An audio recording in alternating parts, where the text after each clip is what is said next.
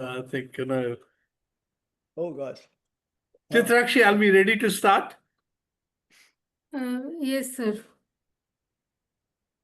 You can start, sir. Can let people join now. Yeah. Chitrakshi. Yes, ma'am. We can wait for some minutes. No issue, no issue, no issue. When you're ready, just tell us, we'll start.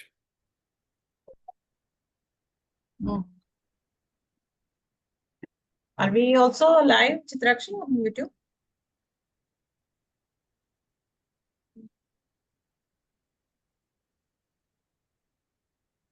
Yes, ma'am. I'm just starting that. Are we ready now?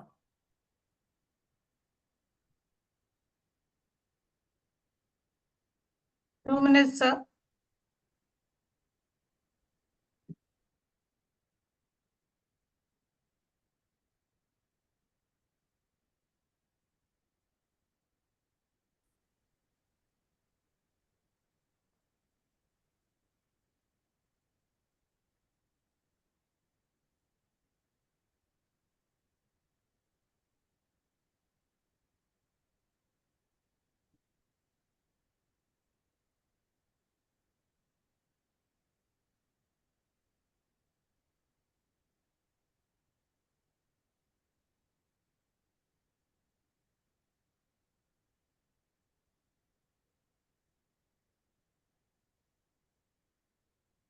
Are we ready, Chitrakshi? Yes, sir. Should we start now? Yes, sir. Okay, thank you then. Friends and colleagues, it's my privilege to welcome you to the 126th episode of the webinar series on the Rethinking City. The title of this webinar today is 74th Constitutional Amendment and Democratic Decentralization. Ravikant Joshi gave me this title. Thank you, Ravikant, sir. As we know, the 74th Constitutional Amendment gave constitutional status to urban local bodies as many as 32 years ago, with a view to strengthen grassroots democracy in our cities through greater autonomy, citizen participation, and improved urban governance. Today's webinar will briefly explore its significance, progress or lack of progress, and challenges that lie ahead in making our urban local governments, that is our municipalities and municipal corporations, more accountable and effective. And to do that, we have a formidable panel with diverse views. Sorry, there's a train going.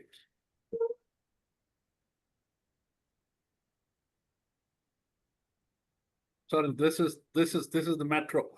And to do that, we have a formidable panel with diverse views, background, expertise, and experience. Thank you, sirs and madams, for making time for this event. We are grateful. I understand Vicharaji has not joined yet, right? When Chana hasn't joined. Chitrakshi, would you call her? No, we have everyone in the panel here. Yeah, Miss Vachana is here. She's there. Okay, thank you. Sorry. Okay. This webinar series is appropriately called Rethinking City, and today is rolling out its 126th episode. As many of you know, we have had over 500 experts, professionals, specialists, community groups, and concerned citizens from all over the world, presenting their views, perspectives, and solutions on a number of urban themes and sub-themes.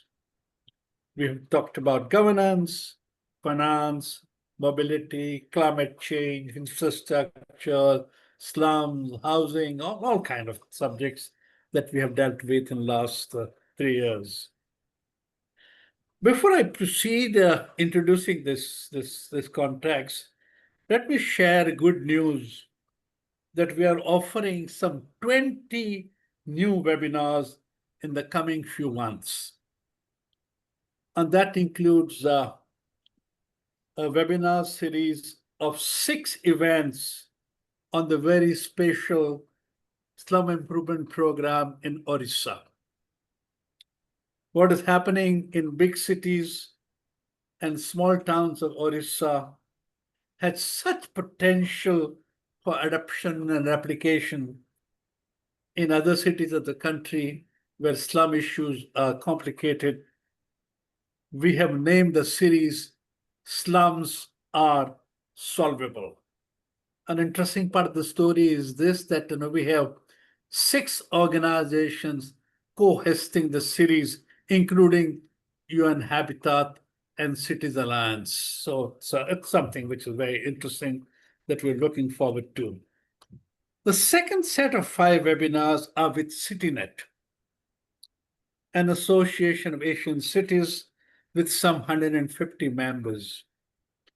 This webinar series will focus on the climate change and share what big cities like of Asia, such as Bangkok, Kuala Lumpur, Seoul, Yokohama, Kathmandu, are doing to address the formidable climate challenge. We hope to learn a great deal from them, what they're doing and what they're attempting. We also started a new sub-series called the Cities of Maharashtra that covers Pune, Nagpur, Nasik, and Aurangabad. Under Cities of Gujarat, we already covered Ahmedabad, Baroda, and working on Surat. And we also are working on a 5 webinar series in Orissa and 4 in West Bengal. So there are a series of webinars coming through in the next few months. But let me tell you, and I think this is something that I've told all the times, why we are doing these webinars. What is the purpose? What are we seeking to achieve?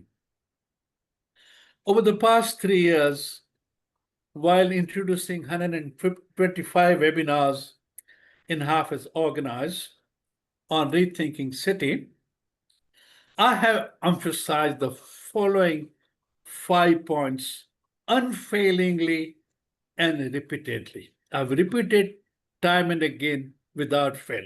1, that India's urban challenge is daunting, complex, and demanding. Something that we as people, as professionals, as government cannot afford mismanaging. And if we do that, we'll pay a very heavy price economically and socially, as the country's future is tied to how the cities function and remain livable, healthy, safe, peaceful, productive, and undestructive environment, of ecology, of nature, of culture, of values. And I think this is very important. The first part, this is the point. Second point is this, and not many may agree with this, but the time is not on our side. The pace of urbanization is rapid, governance challenges are formidable, and available response do not seem like working very well. That's the second assumption.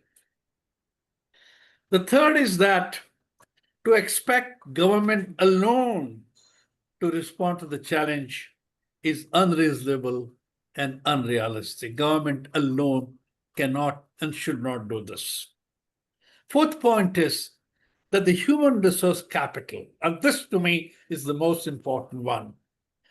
The human resource capital, including the knowledge and skill base outside the government system in business, industry, academic community, professional, and civil society, has the potential to contribute meaningfully to addressing the challenge meaningfully. And the last one, a broad-based societal partnership with government in a key role is the need of the hour to meeting the urban challenge adequately. This webinar series is a part of the process to building a wider societal partnership. And I have absolutely no illusion in saying that this is what we try to do for the last 3 years.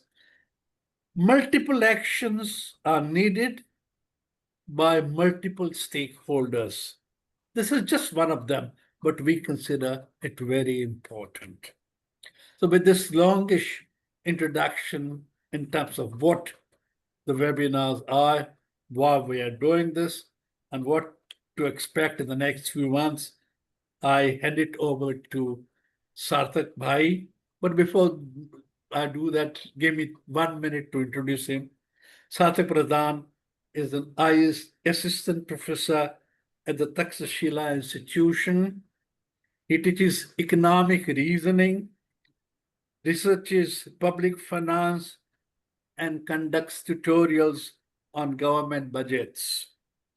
He has a PhD in public policy from the Takshashila Institution, and he holds a dual degree from BITS Pilani. With that introduction, Sarthak ji, all yours. Thank you, Kirti for the introduction. So before we start the discussion, a quick context. In fact, Kirti has covered some of the aspects, but I just want to again add to some of these things. The 74th Constitutional Amendment gave constitutional status to urban local bodies.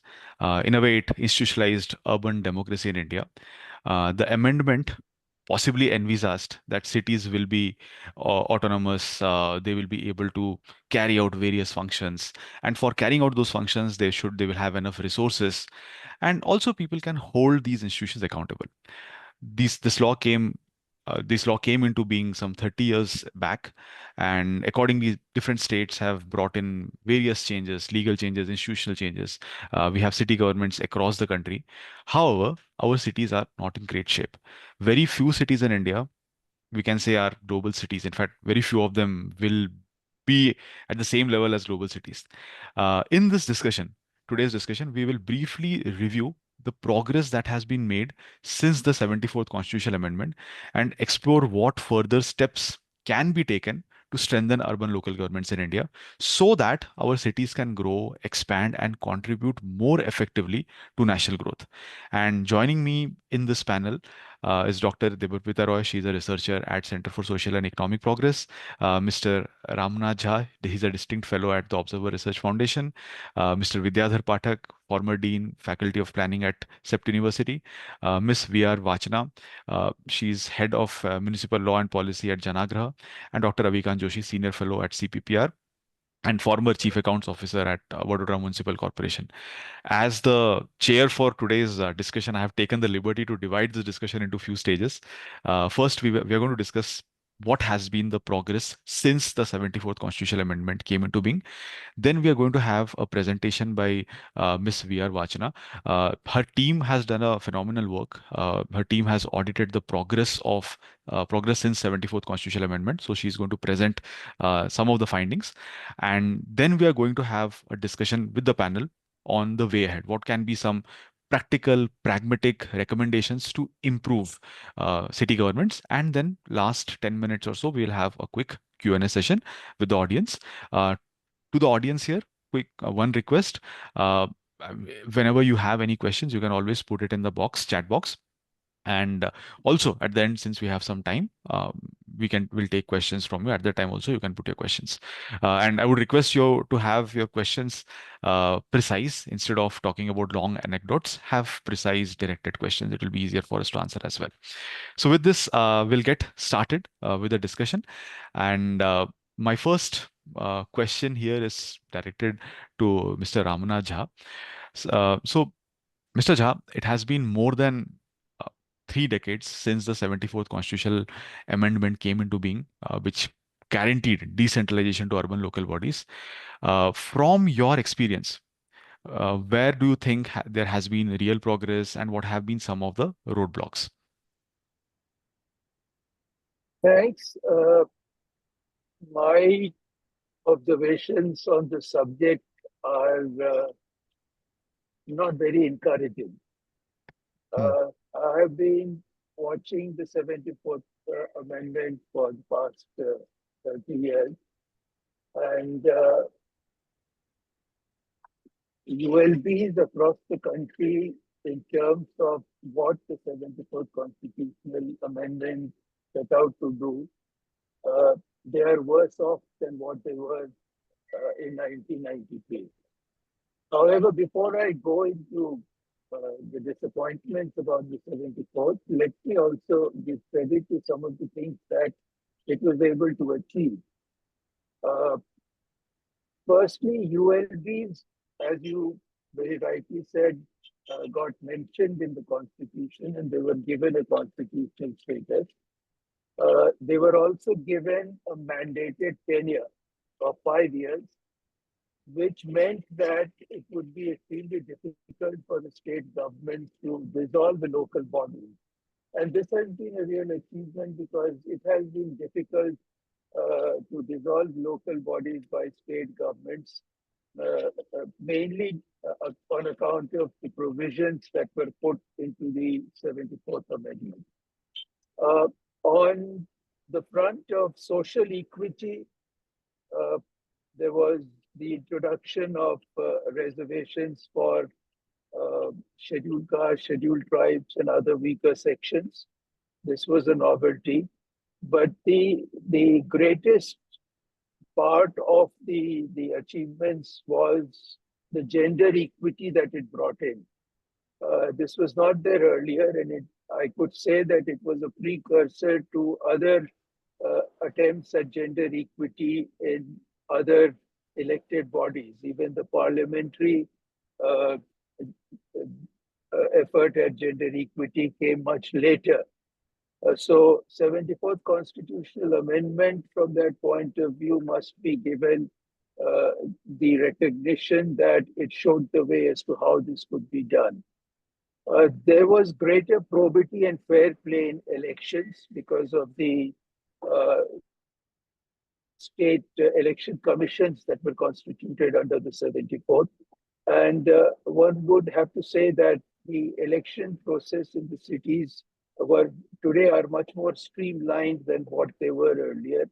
And there is a fair amount of independence in the way elections are conducted.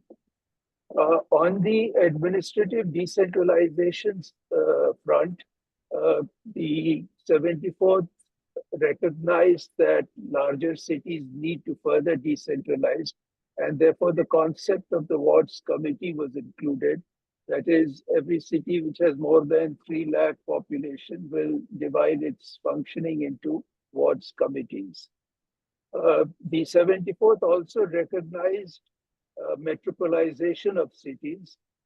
It brought in the Metropolitan Planning Committee and gave it constitutional status, although it has not functioned the way the Constitution wanted them to function, and it's not constituted the way the 74th wanted them to. However, these, I would say, are some of the achievements of the 74th Constitutional Amendment. However, they are overshadowed by very fundamental weaknesses and failures that the 74th had. One was that the ULBs were not given functional mandate. Although the Schedule 12 was included in the constitutions, it was a suggestive list.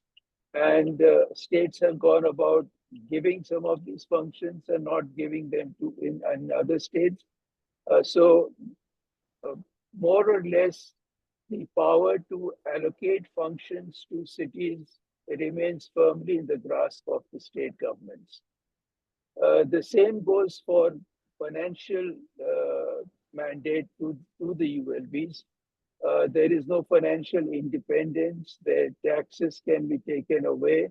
Uh, in fact, after the GST and the Land Acquisition Act, the financial position of the ULBs has become extremely fragile because apart from property tax, most of the other revenue handles that the cities had earlier, they have more or less been subsumed in GST.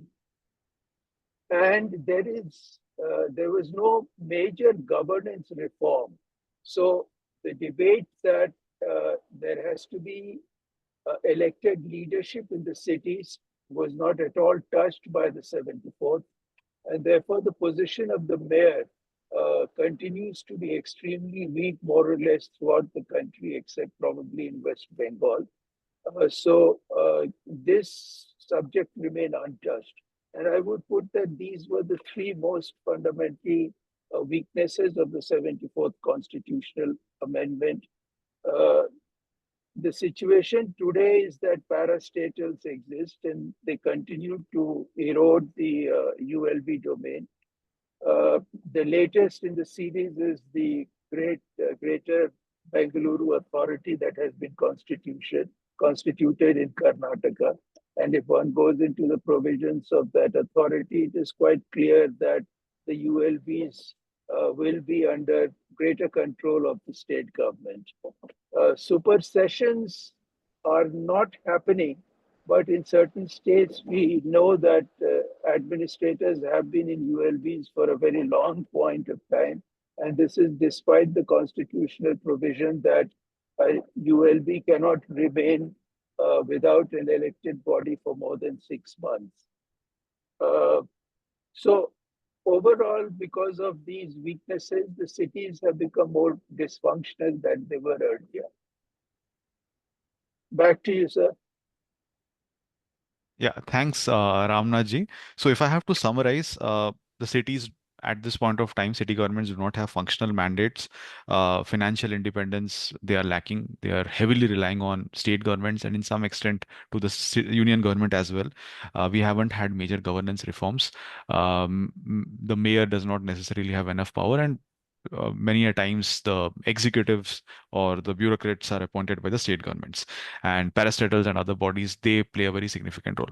So the cities are not necessarily autonomous and they are not able to perform as they are expected to. So moving to another aspect, the next aspect on planning and land use issues.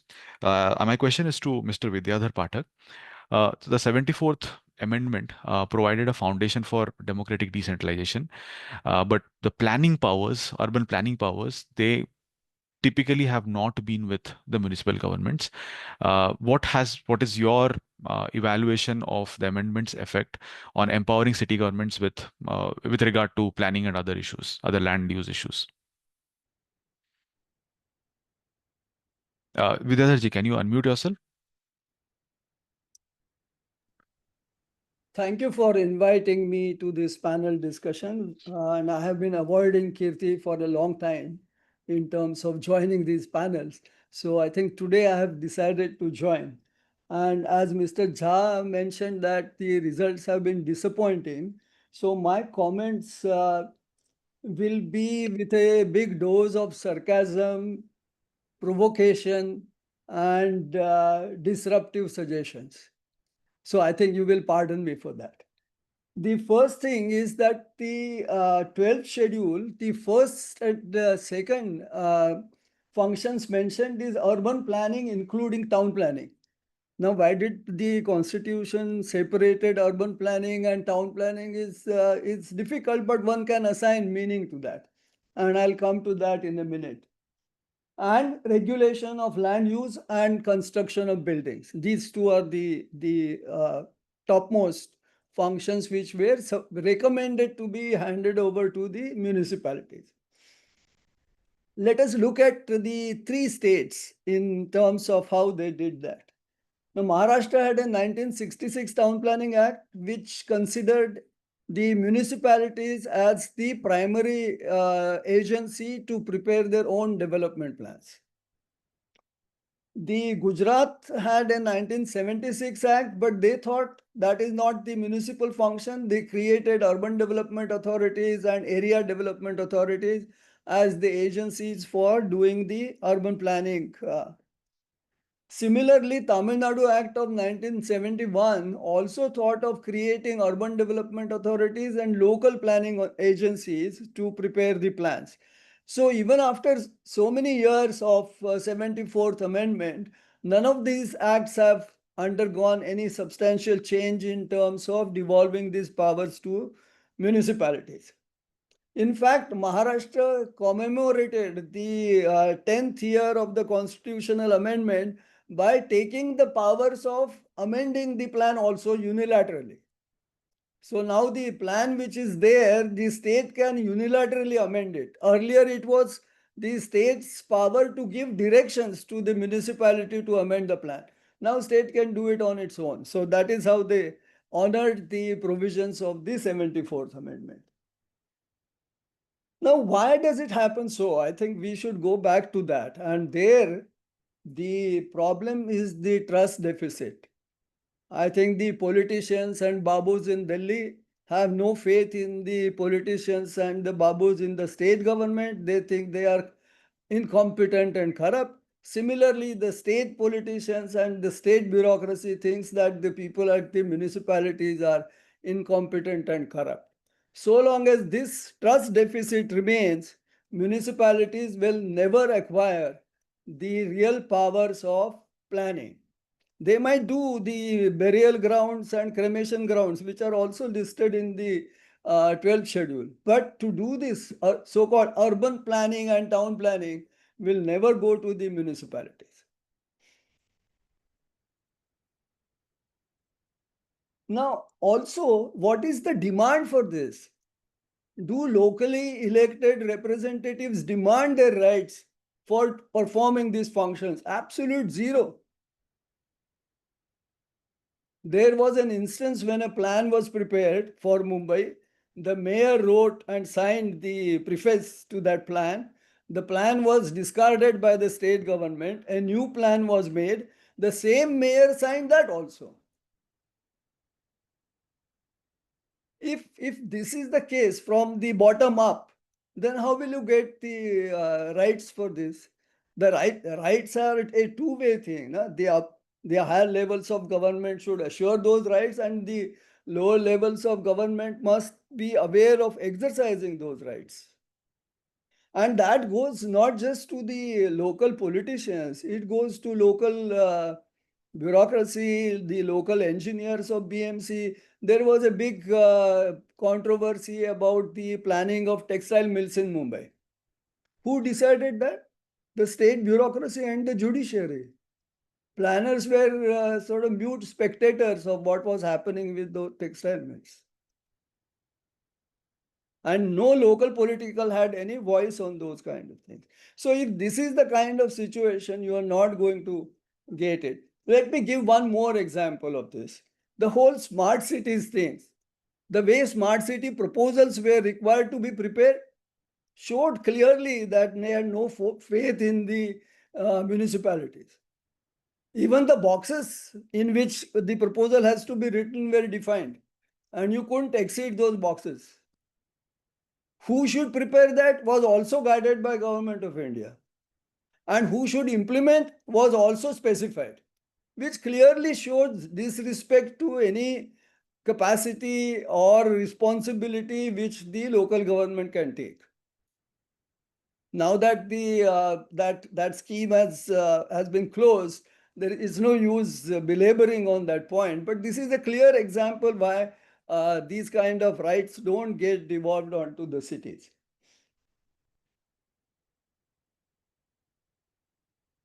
The question, very interestingly, which I reflected is the difference between urban planning and town planning. Urban planning, in a way, is a wider term which covers the urban public policy and provides the context in which more physical land use planning, etc., is done under the so-called town planning, if we distinguish that way. Urban planning has clearly been the domain of the civil servants. Mumbai had rain control. Planners didn't do that. Then urban land ceiling came. For 6 years, there was no housing activity in Mumbai because people were waiting for the policies to be formulated. Then came the slum rehabilitation program of Mumbai, very celebrated program, prepared by the civil servant. Then came the policy of rebuilding the rain-controlled buildings, similarly prepared by the civil servants. Now, if this is the case, what is planning left to be done? Draw lines, color plan maps, etc. That is being done, and you don't need urban planning professionals to do that. It would be much better to clearly specify that so-called urban planning will be done by the civil servants. In fact, the Tamil Nadu government, director of town and country planning is an IAS officer. Same is true of Madhya Pradesh. Maharashtra and Gujarat have a British legacy of a Firangi being the first consulting surveyor of the then Bombay presidency. That is why the directors in both those states are the town planners. Now the thing is that I think since Sarath is a public policy person, this public policy, the way it operates at the city level, is a total blank. What is the public policy analysis that is being carried out in case of any city? It's all based on conjectures, some UDPFI guidelines which have been issued by Government of India. Then many state governments, planners are also funny. It's not that they are clear of their professional responsibilities. Planners heard that there is something like ease of doing business. So they thought we should also adopt ease of doing planning. So what did they do? Instead of preparing city-specific plans and policies, they said we will do a statewide regulation. This is how you should do your plans.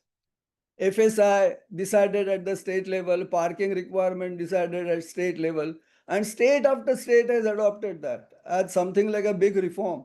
Started with Andhra, then Maharashtra, then Tamil Nadu, then Gujarat. Everybody has a state level. And interestingly, the acts look at regulatory framework as an essential component of a development plan and not a standalone exercise, but everybody has done that. So this is a very serious kind of thing. And I think the earlier that we question that very critically and or accept it, don't keep on doing these kind of webinars. What happened to 74th Amendment and urban planning? Forget about it. If you can get rid of 370, why not get rid of 74 also for the purposes of planning at the city level? Make it very clear that civil servants will be responsible for city planning and city policies. Done. People will be worried that what will happen to our professional planners, since I spent some time in the educational institution and there are so many new so-called SPAs coming up. What will they do? They have found their own ways. Now, people used to say that the planners must be in the trenches, in the city, and having a real affinity to a particular city to do that is planning. Not necessary. Most of the planners are joining WRI, ITDP, C40, EY, etc., etc. As a SAPE students, very few of them join government. And even within government, they join the metropolitan authorities, not the municipalities. So when will you even address that manpower deficit? Niti Aayog wrote a report on that. So what will happen to it? So I think Kirti mentioned cities are, urbanization is rapid in India. Not so. Just now, Rakesh Mohan brought out a report saying that India's urbanization is slowing down. And what can we do about it? So I think we have no idea of evidence-based planning. Kuch bhi chalta hai. So I think to change that will take a lot of time, and not necessarily in terms of whether the local authorities are empowered to do that or not. If they are not being empowered, let it be so. Let someone else do it. Okay, I think I'll stop. So, thanks, Vidyadhar. It was some provocative points, but I have some couple of questions related to the points that you raised. So, one thing that you mentioned is there is a trust deficit between union and the states and the local bodies. Yeah. Now, I'm just wondering, what is the reason for this trust deficit? Is it something which is India specific or something else? Because in other countries also you might have different levels of government. Is it not the case over there? Is it something which happens only here? The second thing that you mentioned is the demand for these kind of functions is also not coming from the bottom. The local bodies are not also demanding for, let's say, planning functions and all those things. Now, again, what is the reason for this? Why? I mean, if you are saying this, then it seems like more of a India-specific thing. In other countries, maybe there are people who are demanding for this. Why it is here? I'm not a person who has studied the international things to that extent. But if you compare what we have failed to do by way of MPCs, compare with London's Greater London Authority and the way it is structured, it's a directly elected mayor with a assembly of 25 persons. They look after 25 borough councils also. Their functions are clearly defined. The devolution of finances from the government to that authority is also clearly defined, and they function in a much better way. So basically, the incentives are aligned for these demands to emerge from the bottom.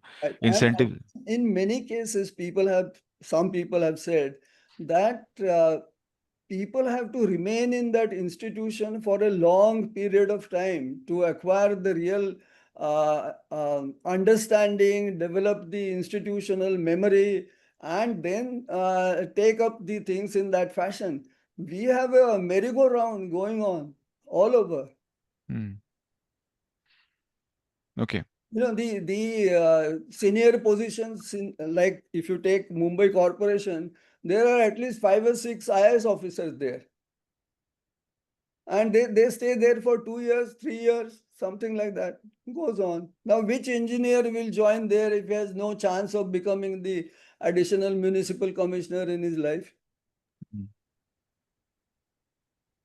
So I think there are many deep-rooted these kind of problems, and 1 or 2 cases of corruption here and there, then the whole institution loses its credibility, and it's a very bad situation. Okay. Thanks, Mr. Vidyadhar. And since you mentioned about some of these incentives or not misalignment of incentives, I think I'll go to Dr. Ravikant, because I have one question related to public finance, and then I'll go to Dr. Debarpita.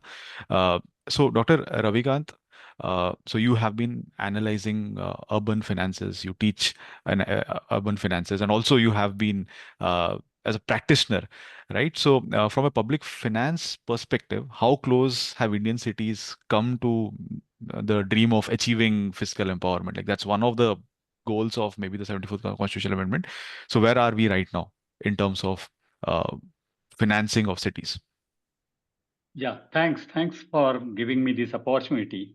In fact, Jhaji has set a very good tone and entire framework. He has rightly outlined the positive aspect and negative aspect.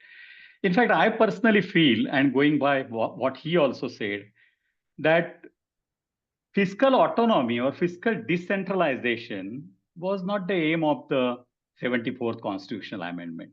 It was mainly concerned more on a democratic decentralization. Yes, it was what we can say indirectly it was there, but as Jha sir has pointed out, that it stopped short. The word used was the may. State government may give functions and the resources or finances. So financial and functional domain was not set, correct? And then merely state governments haven't done that. So directly 74th constitutional amendment, because we have to see background behind that. In fact, before 74th constitutional amendment, constitution did not mention anything about urban local bodies and the third tier of decentralization. It tangentially mentioned panchayat, correct? And then prior to the 74th constitutional amendment, barring Gujarat and Maharashtra, elections were not held at the local level. The cities were not having elected representatives or elected body for decades, 15 years, 18 years. So in that context, basically, it trusted on a democratic decentralization, but that also not been achieved. But coming back to the fiscal decentralization or how it has reshaped public finance, that is your question, then let me say that on an average, today, ULB generate only 32% of their own source revenue. Different reports have pointed out. Very recently, this is Vachana, Janagra and CAG report.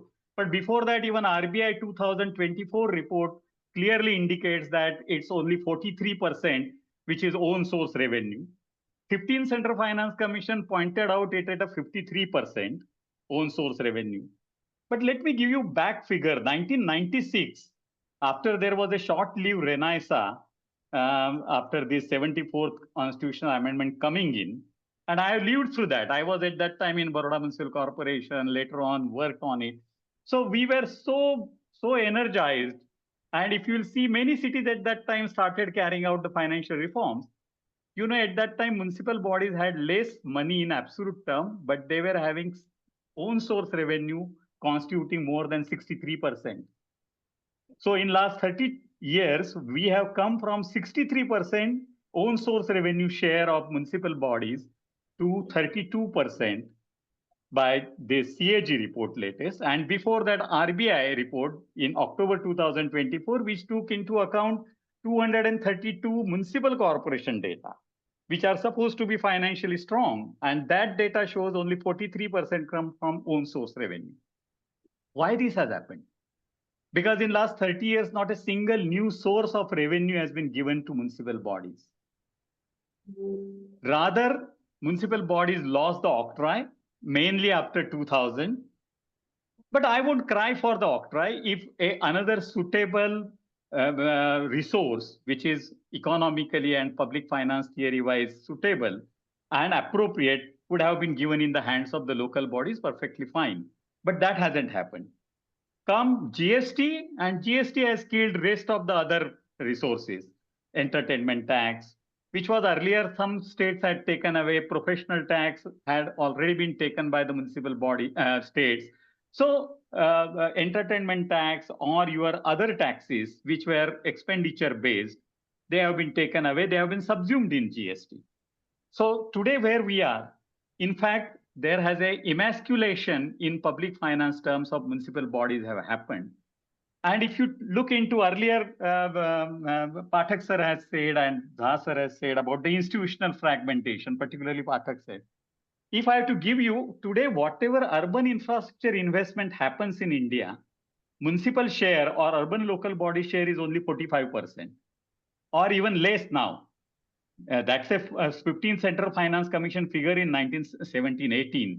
We have Debarpita, she worked on the data collection and that report. She will elucidate that more. But only 45% is the share in urban infrastructure investment of municipal bodies. And within that also, 85% come as a capital grant, which is a top-down, conditional grant, tied grant. So you can see municipal bodies in revenue constitute only 32% own source revenue and 15% in a capital or capital expenditure, that is urban infrastructure investment. So in all, at a very offset, I can say, and I agree, if you don't want, then let this I go with the earlier suggestion that let's even cancel this and make them that completely like a district administration, 100% dependent on the government grant. It can function very well. Let's not talk of a local democracy. What we want really is a efficient delivery of the urban services and managing urban affairs efficiently. If totally government department can manage it better way, let's do that. Because in the end, citizens are not getting qualitative improvement in terms of urban infrastructure or other aspect, we all know. So we can go more of a deconcentration rather than the decentralization. And let's make completely this as a department funded departments or department agencies and address urban local issues better way. Let's end this, though 74th constitutional amendment starts with the preamble that it is for democratic decentralization and indirectly fiscal decentralization. The SFC, the instrument which 74th constitutional amendment has created, what states have done? Either states have not constituted them in time, or the default ratio that whatever SFC is recommended, not even 20% suggestions finally got implemented. Means first SFCs have quality. There are many reports on it, including National Institute of Public Finance Policy has come out on the reports of the working of the SFCs. So first reluctant to constitute, then not to arm them with the real intelligent, intellectual people and independent-minded economists and experts. Later on, whatever reports coming, even action taken report, which Constitution Amendment says that for a transparency and accountability to the public, state government should place action taken report. There are instances where SFC submitted the action taken report, which was not at all tabled in the Legislative Assembly and was not implemented at all. Some states have tabled that report, but then in actual practice, they have just implemented 20% suggestions or the recommendation. And top of that, I haven't seen any SFC report has recommended a new source to be given to the local body. Never ever. In fact, when I read SFC reports, they talk about the limitation of the states to give the grant to the local bodies. What are the financial constraints of the state governments? In fact, they were there like a Central Finance Commission to share judiciously resources between the state and the local bodies. So we created this constitutional institution, it's like Central Finance Commission. But it has never ever suggested a new resource giving. It has just only dealt with sharing of the resources, also taking care of the state concern rather than the ULB concern.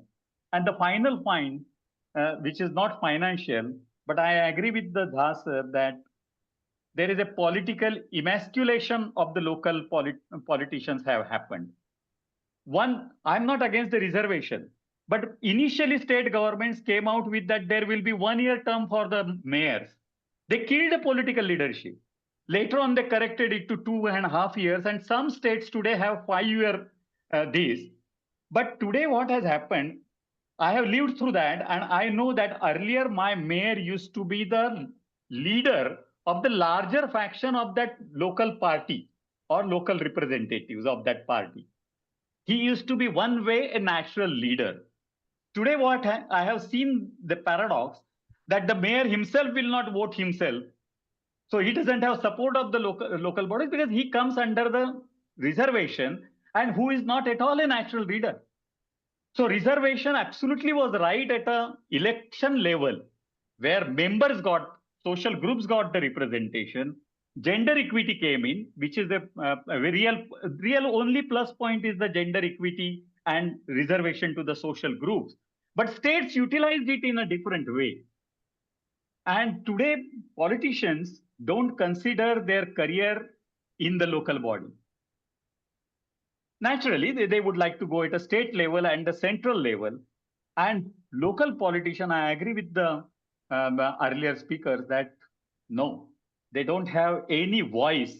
And I haven't seen they fighting. But earlier in my career, I have seen that local body will stand against the central government, state government, even won't mind going into the court. I have those cases. But alas, after 1994 and in recent political economy, no local politician has a voice or has raised voice for any of the schemes by this. I will stop here. Yeah. So, Dr. Thank you. Ravikant Joshi, I have an observation related to the last point that you mentioned, that the local leaders, they don't necessarily see a career progression to becoming a state leader or union leader.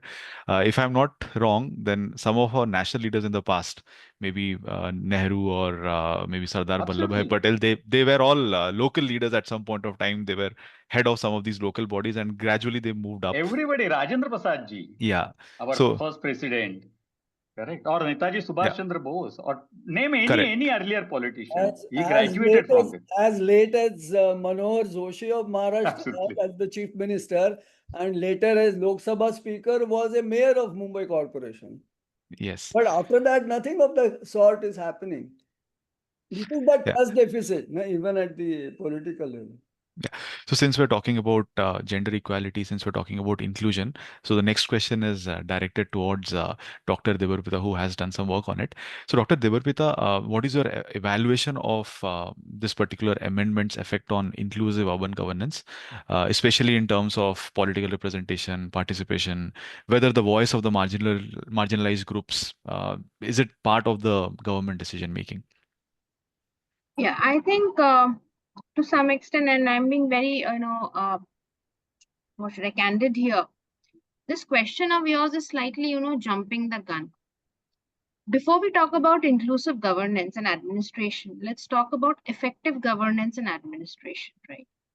The first point on that is, for effective governance to take place, is elections to happen, right? If you do not have elected representatives in office, you are by de facto and by practice stifling governance.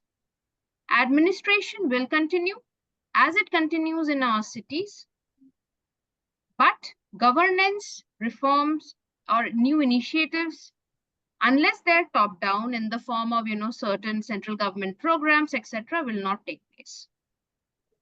A very simple example. My latest research, from my latest ongoing research, what I find is I'm working on property tax. And a very interesting, much often rather repeated policy recommendation that comes in is please revise the base valuation rates of property tax for municipal corporations. And the, general, the challenge issue which is flagged up again and again is municipal corporations are not able to revise their property tax base value rates, right? Their unit value rates or whatever you call it, which is multiplied into your area and your other factors to come up with the valuation of your property, that your property is valued this much for property tax purposes. It is not because the municipal corporations do not want to do many a times. It is simply because the commissioner cannot go ahead and do it unless there is a standing committee. If you do not have elections, it cannot happen. If there is not any elected council in place, as simple as that. A very simple, rather administrative lever that the municipal corporations have with themselves cannot be exercised.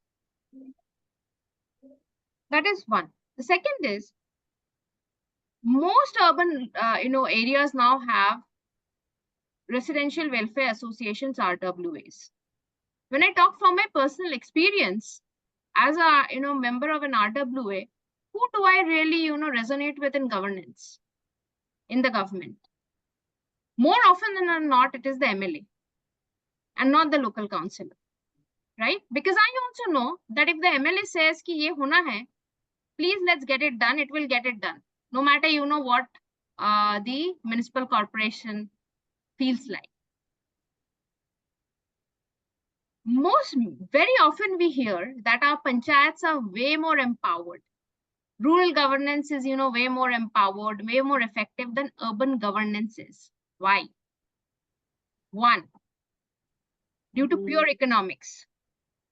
An urban dweller is not as dependent on government, on government transfers as a farmer or a rural resident is. And which is that institution which, holds the tap to it, that how much each household will get in terms of grant, be it PMAY or be it SWM grant? It is the local panchayat. If there is a, small quasi-judicial or even judicial issue, which is the first adjudicating body, is the local panchayat. Vis-a-vis, what is the role that, our municipal corporations play in our lives? You and I, everybody resonate, that it, okay, it's supplying water to us. It is maintaining, the roads. It is the roads are being kept clear in front of my house, and my solid waste, garbage is collected every day.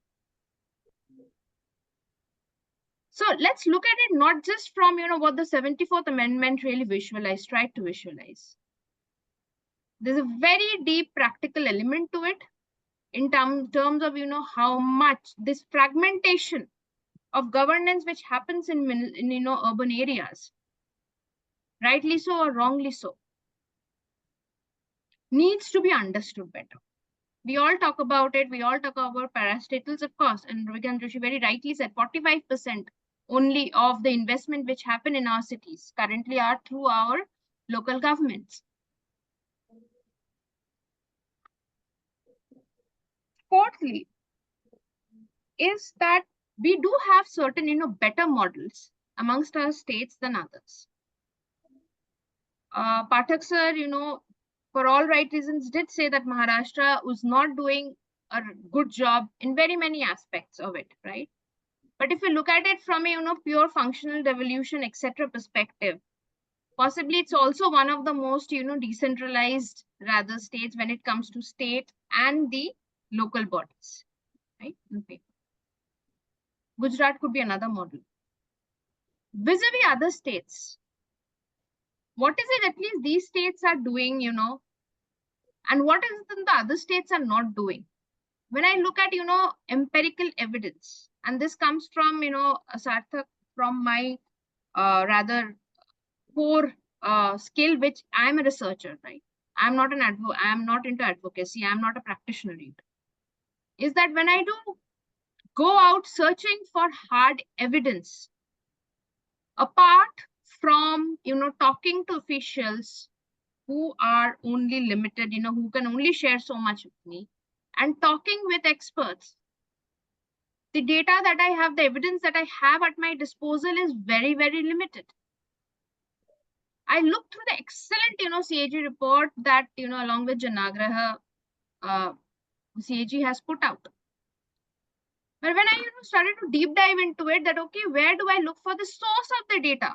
Fantastic, overall picture that, and very up to date and very, very, very provocative and very, very probably right picture. And of course, the right picture that this report has painted. But when I go deep down, okay, which are the cities they have considered in this state? What does the city level data say? I understand there are some very, hard level constraints for the transparency to come out, right? So for things to be inclusive first, things have to be effective. Things have to be transparent. Let's, start from there. I will stop there, sir. Thanks, Dr. Debarpita. A few observations, right? So when you mentioned that people will prefer to listen to or go to the MLA instead of the municipal commissioners, there's something that I have observed in Bangalore as well. Whenever you have these elections, the MPs for the member of parliament or for the member of legislative assembly, they will come and do all the promises that they will get all these things done, which are typically under the jurisdiction of the municipal bodies. And people also assume that, okay, this is the role of MP or MLA, which is not necessarily true. Apart from that, another interesting observation that you had was the panchayats, the rural local bodies, they tend to be more powerful because again people are dependent on these bodies for various things, while in urban areas maybe the residents can depend on the markets for it. So are you saying that it's because people can get these things from the markets. That's why they don't really bother about urban governance. As in, is it not? I mean, within the No, urban it is area. not that they are getting it from the market or from where Hmm. they are getting, and that's what they are not bothered about urban governance, right? Hmm. It's not that people are not bothered about urban governance, but it is just that, how the framework is. That's a very deep question, Sarthak. And again, for me to just answer it on the fly is not going to be correct. Okay. But it's a very right question that you have. That is it that rural governance is more effective? Because the markets there are not able to provide for it, right? It is by design that the institution is providing for it. And in the cities, it is not so. Either it is the state government which is providing, or it is the markets which is providing, right? If I do not have water, I will ask for a tanker to come and fill up my tank, right?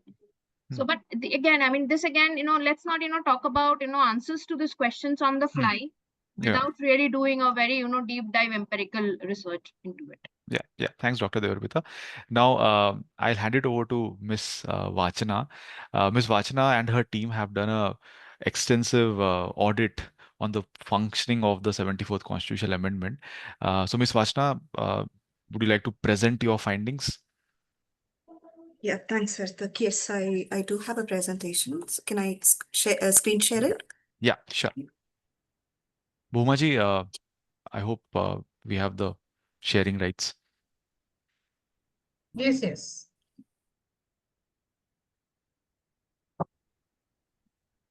Are you able to see my screen? Yes, we Yes. can see your screen. Thank you. Thanks for this opportunity and to organize this a discussion on this much needed subject as well. So I will be presenting to you the key findings from the Compendium of Performance Audits on the Implementation of 74th Constitutional Amendment Act, which was released by the CAG of India. So I would start with the context, then discuss the methodology, key findings, and then conclude with the recommendations that the compendium put forth. So beginning with the context, this actually Janagraha's engagement with the Office of the CAG of India, specifically on the compendium, began in December 2019, where we had as part of the MOU to provide technical knowledge and project management support to undertake performance audit of the implementation of 74th CA. We had the opportunity to collaborate with the CAG in designing the audit metrics, and thereafter to work with the PAG of Karnataka with the pilot performance audit, which was steered by the then PAG, Ms. Nivedita. The first performance audit on the implementation of 74th CA was tabled in the legislature of Karnataka by September 2020, and by June 2024, 18 states, including Karnataka, completed these performance audits and were tabled in the legislatures. November 2024 is when the compendium was released, which essentially synthesized the patterns and trends and insights from these various performance audits and brought it together. So why this performance audit, which is actually quite unique because this is actually checking the efficacy of a legislation, which is not general practice. So the rationale was that it has been 3 decades since the enactment of 74th Constitutional Amendment Act, and India's urbanization is a reality, which means the significance of urban local self-governments are also increasing. And therefore, there is a need to see whether state governments have established robust institutional frameworks, legal frameworks, in accordance with the provisions of 74th Constitutional Amendment Act. So the compendium synthesizes performance audits in 18 states across 393 ULSGs. The performance audits are typically based on test check ULSGs, and you can see on the RHS the 18 states that have been covered, and the period is between 2014 and 2021. The states could, the period is not uniform for all states. So there are broadly four audit questions the performance audit tried to find. One is whether the state governments have adhered to the provisions of the 74th CA in the municipal legislations. Second is now for 74th CA to be implementable and ULSGs to be able to deliver their functions effectively, certain institutions and institutional mechanisms are required. Are those made in place or not? Third is the access and powers with regards to finances. And fourth question is ULSG's power with regards to human resources. Now, if we, try to look at the key findings across these four questions with regards to adherence of state governments on the provisions of 74th CA. So what we see is that states have largely complied with the statutory provisions of 74th CA. However, there is a gap that can be observed with regards to devolution of municipal functions by law. So on average, 17 functions out of the 18 functions of the 12th schedule have been devolved. Typically, the function that is not often devolved is urban planning and fire services. Interestingly, 7 states have further distinguished between obligatory and discretionary functions. Obligatory means it is compulsory. Discretionary could be read as while it's being devolved, it's optional for the ULSG to take that up. So only 9 states have actually devolved all 18 functions by law. Some of these states are Chhattisgarh, Haryana, Madhya Pradesh, Odisha, for example. Right. Now, when we look into the in-spirit reading of the 74th Constitutional Amendment Act, which means these are not overtly expressed provisions in the law, but which are in the spirit of why the law came into picture in the first place. So only 5 states have directly elected mayors in the ULSGs, which are Uttarakhand, Haryana, Tamil Nadu, Jharkhand. As already discussed in the panel before, globally well-run cities actually are led by directly elected mayors with a term that is coterminous with that of the council. Now, if you look at the mayoral tenure in India, 9 out of 18 states only have a mayor with 5-year tenure. In fact, states like Karnataka, especially, municipalities, Himachal Pradesh, the municipal corporations, Maharashtra, the mayors of these ULSGs have only 2.5 years. So less tenure also means by the time a mayor gets into the system, they do not actually have the adequate time to even understand the system, forget about even seeing the projects that they announce to completion. Right. A very major positive, as already discussed here, has been actually the entry of women into city politics. While the constitution mandates for 33% reservation for women in the city council, 6 states have gone beyond 33%, offering 50% reservation, which has definitely helped tens and thousands of women, even including from marginalized sections, entering into local politics, which is a great positive. Only 4 states have empowered state election commissions with the delimitation of wards. We know that delimitation is a very political exercise, and therefore it's important for the body to be autonomous and independent to do it, and therefore ideally to be vested with the SCCs. Unfortunately, that's not the case in most states. And this also has a role to play with what Dr. Debarpita was talking about in terms of delays in municipal elections, because often given that the power is vested with the state governments with regard to delimitation or reservation, is one of the reasons why often elections in ULSGs also get delayed. The 10 states have overriding powers over ULSGs on more than 5 factors. These are essentially powers to dissolve the ULSGs, powers to frame rules on behalf of the ULSG, suspend any resolution that has been passed by the city council, or even the sanctioning of bylaws that are being passed by the city council. All of these overriding powers essentially rest with the state governments, which is against the in-spirit reading of the 74th Constitutional Amendment Act. Now, when we look at the implementation of 74th CA and the appropriate institutional design, while 17 functions on average have been devolved by law, only 4 functions are actually effectively devolved, which means on ground, in practice, only 4 functions are effectively devolved to urban local self-governments. 5 functions are actually performed by the parastatals or state departments. So urban planning, regulation of land use, water supply, public health, fire services are typically not given to urban local self-governments in practice. Jharkhand, and like Dr. Debarpita said, Maharashtra is one of the states that is doing well in terms of functional devolution. Maharashtra and Jharkhand are the states that have effectively devolved 10 out of the 18 functions. Odisha and Uttarakhand have actually devolved 0 functions effectively, where the sole authority is ULSG. So that's the criteria. So Odisha and Uttarakhand haven't devolved a single function effectively, solely under the responsibility of ULSG. Now, when it comes to institutional design, 61% of the urban local self-governments in 17 states did not have an elected council at the time of audits. really stripping off the of an elected representative for us as citizens, and obviously other issues as well. Absence of council also means absence of ward committees, absence of standing committees. So several administrative issues, response to grievance redressal, etc., also get affected. Secondly, only 9 states have constituted ward committees, despite being a shall provision under 74th CA in at least one ULSG.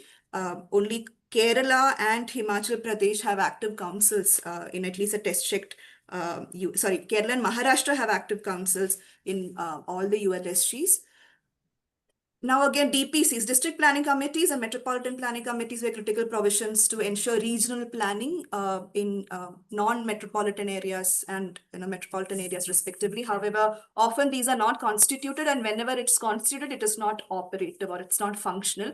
All the states have constituted DPCs. However, only Kerala, Maharashtra and Uttarakhand have actually prepared the development plans.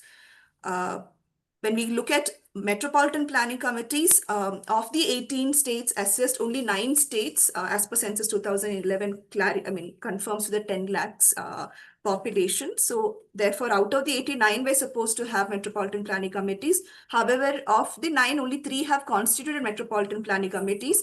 However, except for Mumbai, Nagpur, Pune in Maharashtra, none of the MPCs are functional, have contributed to the draft development plans. Even in Maharashtra, Aurangabad and Nashik, in case of the MPCs in these 2 cities, they have not played any role in the plan preparation.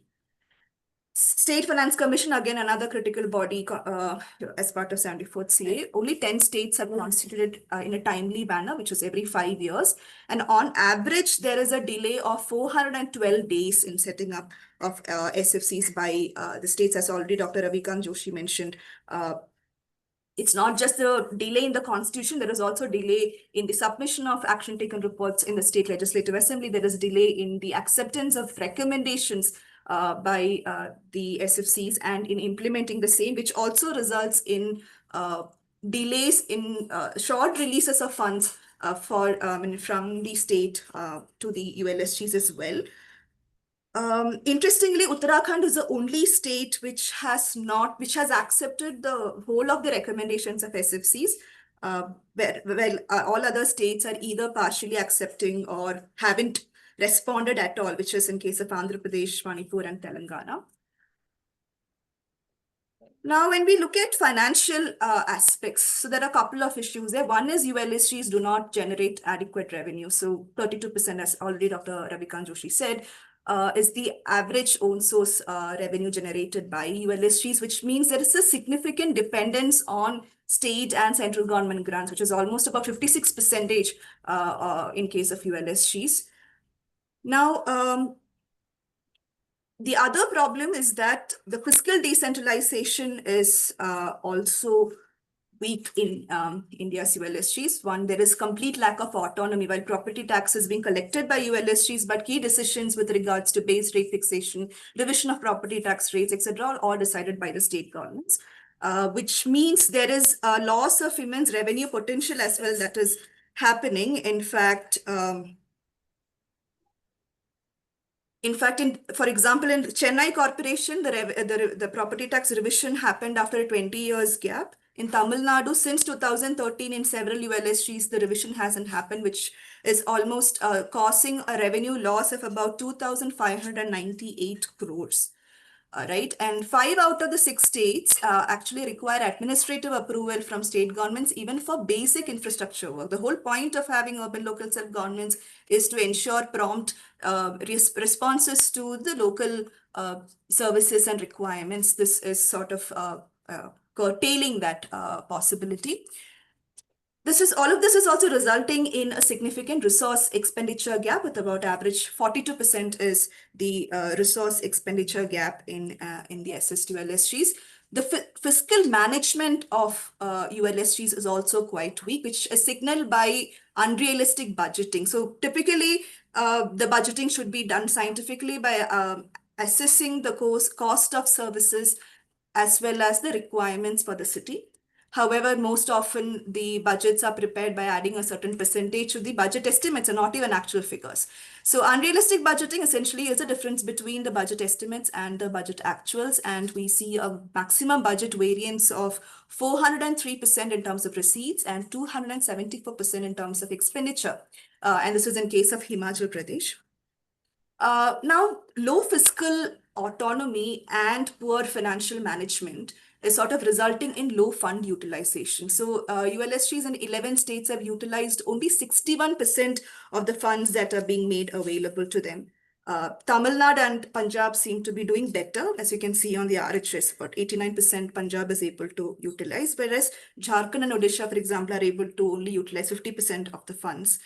Now, even if you look at the pattern of expenditure, only 29% of the current expenditure is directed towards programmatic and development works. 71% is going towards recurring expenses such as operations maintenance. It's quite many times the audits actually point out that only once these other items are essentially accounted for is only the rest of the amount goes to programmatic and development work. So that's also a concern we see. Karnataka, in fact, while 60% of the fund goes to other items, only 4% constitute capital expenditure on average.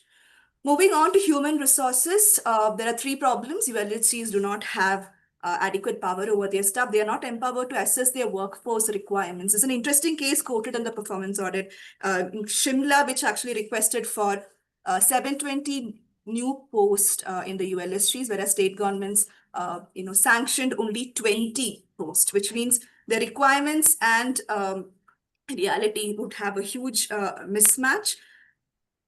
Another issue is, and also ULSGs are actually not at all involved in the process of arriving at the sanction positions in most cases, which means the sanction post itself might not be adequately reflecting the current requirement, right? Then the state has also not devolved all powers with regards to recruitment, initiating disciplinary action, promotion of staff, etc., which means there is also a question of accountability to the ULSG.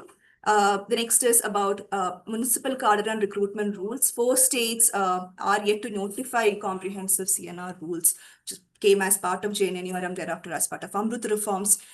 Second problem is ULSGs do not have adequate staff.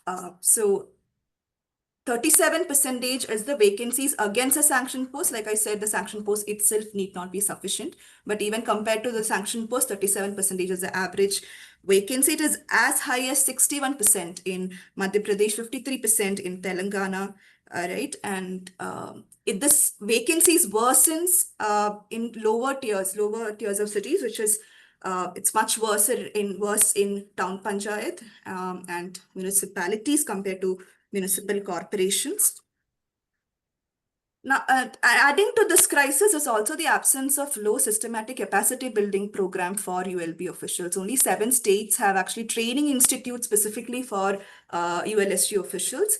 But often these trainings are not on a need-based format. They are ad hoc in nature. It's not regular and systematic. So that is another concern that is being pointed out by the performance audits. So there are 7 recommendations that the compendium put forth, again, analyzing the 18 performance audits. One is to take action to ensure decentralization turns into a reality, which is to further devolution of functions. Second is to strengthen state election commissions to ensure regular conduct of municipal elections, which also has a bearing on functional ward committees, standing committees, etc.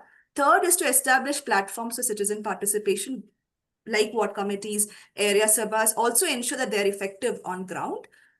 Fourth is to strengthen district planning committees and metropolitan planning committees, not just constitute, but also ensure that they meet regularly. They take part in the development plan exercise. Next is to strengthen State Finance Commission as a body, something that has been already discussed, to ensure that they're constituted in a timely manner. There is a full-time chairperson. There is no delay in the submission of ATRs, delay in the implementation of SFC recommendations.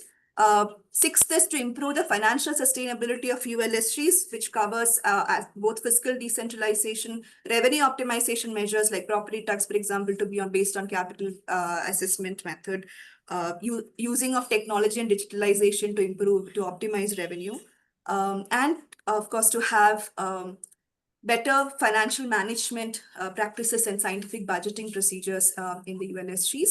And finally, to establish a robust workforce management system where ULSGs have more autonomy over staffing concerns, revisit sanction strength on a more regular basis so that it reflects the current requirements, and undertake systematic need-based training programs. So basically, this performance audits in the compendium actually shows us that we are still waiting to realize the both in spirit and in practice provisions of 74th Constitution Amendment Act. And here our hope is that the Public Accounts Committee in the respective state legislatures actually take this up seriously, and that's perhaps a role civil society and all of us who truly believe in furthering decentralization could actually engage more with the PACs, right? So that the dialogue that we are having right now also translates into action, and that, like some of us were echoing, we reach to a situation where we empower ULSGs, where we actually trust our urban local self-governments with the future of urban India. So on that note, I will end. Thank you. Yeah, thanks, Ms. Vachana. That was quite detailed and some interesting insights over there. In fact, you also had some recommendations. So this is the right segue for us to move to the recommendations part. What all should be done? Till now, we have been talking about what were some of the issues, but what is more important is what can be some ways by which things can be improved, some practical ways. But before we move into that, just one or two things. If you also found this thing, for instance, you mentioned that 5 city governments have directly elected mayors. There are 9 out of 18 states where there was this 5-year tenure. And since we are talking about this thing in the beginning, that many states don't have this, that is why urban governance is a problem. So the places where you have fixed tenures, places where you have directly elected mayors, where was urban governance better over there in these places? That's a very interesting question, Sarthak. So actually, I would say just having mayoral tenure, I wouldn't place as much importance on mode of election. I think it's okay to have an indirectly elected mayor, considering the current political realities of India. But tenure is an important aspect, but just having that is not also good enough. Like, for example, what we had noticed, probably we should look at more empirical evidences for it, but like a pattern that notice, we do this study called Annual Survey of India City Systems at Janagraha. So in that, what we noticed was that, see, for example, Madhya Pradesh, Jharkhand are cities, ULSGs of these states actually have directly elected mayor with 5-year tenure. However, they do not have enough powers over finances, right? So basically, there are everything, like it's a systemic aspect that needs to be addressed, and just democratic decentralization will not ensure that ULSGs would be able to function effectively. Finances, functionaries, etc. should also come into picture. So altogether is what would help. So it's important to have tenure, which is definitely critical, but that cannot, it cannot result in sufficient versus necessary condition, exactly. right? Yeah. And one more thing that I noticed was you mentioned that only 6 states mandated 50% reservation of women in the city council, right? And we have been talking about that gender equity has been ensured. So what about the other states, right? What is the percentage of women in the city councils? Is it 50%? Is it way less? How is it? Has gender equity been ensured over there? Okay. So this is not something that is covered in the compendium, but however, as part of the other work that I'm doing, actually, this is an area where India is actually doing pretty well. So while actually 17 states have mandated for 50% reservation across, out of the 35 state UTs, excluding Lakshadweep. And about 16 states have mandated. 17 capital cities actually have women represented in the city council beyond even their state mandates. Right. And some of the cities like Raipur, Ranchi, etc. have actually over 60% women in the city council. So in terms of representation, I think we are doing a great job, but I think there is also need to equip the women councillors, because most of them are first timers. So a systematic capacity building program focused on women councillors would be quite critical. Right. Yeah. Okay. Thanks, Ms. Vachana. So now I'll move to the next section, as I was talking about. What can be something that we can do to improve urban governance? And this question is directed towards Mr. Ramanath as well as Dr. Debarpita. So municipal governments in India, as we already saw, the evidence suggests, and something that also came out of the discussion in the first half, municipal governments typically they remain fiscally weak and they're administratively constrained. So what are some of the practical institutional reforms that you think can improve the ability, autonomy of India's urban local governments? So I'll go to Mr. Ramnath first and then Dr. Debarpita. Ramnathji, can you hear me? Okay. Am I audible? Yeah, you're audible. Uh, in the current situation, all of us who have studied urban local bodies and the way they have been functioning, every sector that we look into is crying for reforms. Whether it is governance, whether it is urban planning, whether it is urban finance, it's all pretty obvious that you need reforms and you need very fundamental reforms. They have not been forthcoming for the last 3 decades. And it is surprising that if you tinker around with surface reforms, like we were discussing the tenure of the mayor, whether it is 1 year, 2 years, 3 years, 5 years, it doesn't really matter. Because if he's not the decision maker, whether you make him a mayor for 2 days or for 5 years, doesn't really make a difference because he remains a ceremonial figure. So if you really want to set governance right, you have to go into fundamental reforms that are pending. Anything other than that would be surface reform, which is not going to have impact. And ULBs are going to continue to function the way they are currently functioning. And as they grow, as their density increases, and as they become economically more functional as far as the cities are concerned, the ULBs are going to be in a weaker position. So my view is that for a powerless institution, all kinds of surface reforms are not going to make any difference. So you need to do these fundamental reforms because they have been pending for much too long. And anything other than that is not going to yield much result. Unfortunately, the current situation is such that whether it is the government of India or whether it is state governments, they do not seem to be in a mood to offer an inch to the municipal bodies. The central finance commissions have been telling the government of India that part of the GST needs to be directly transferred to ULBs. That has not been heeded.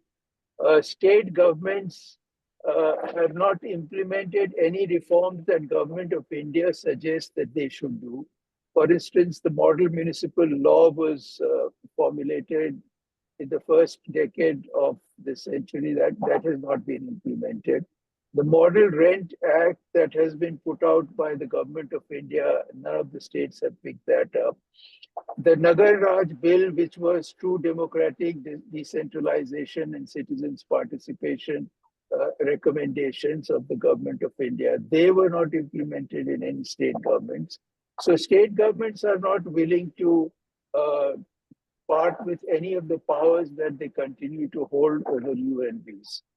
And the fact that the central government itself made a major dent in the ULB finances by bringing in GST and subsuming all taxes other than property tax and did not give much in return.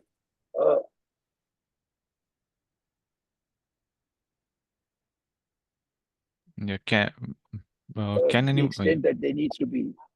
Even, when you had these, for instance, the smart cities mission, the smart cities mission did not go to the ULB's elected bodies. There were SPVs that were formulated, and it was SPVs that were taking decisions on behalf of the ULBs. So the situation is quite dire, and I don't see anything major happening unless fundamental reforms are undertaken. Back to you, sir.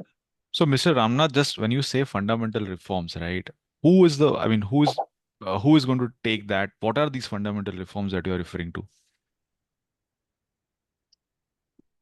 Have at the state level, but the states are not willing to do that. For instance, let us take the issue of municipal functions and finances. These are going to be allocated by the states to the local bodies.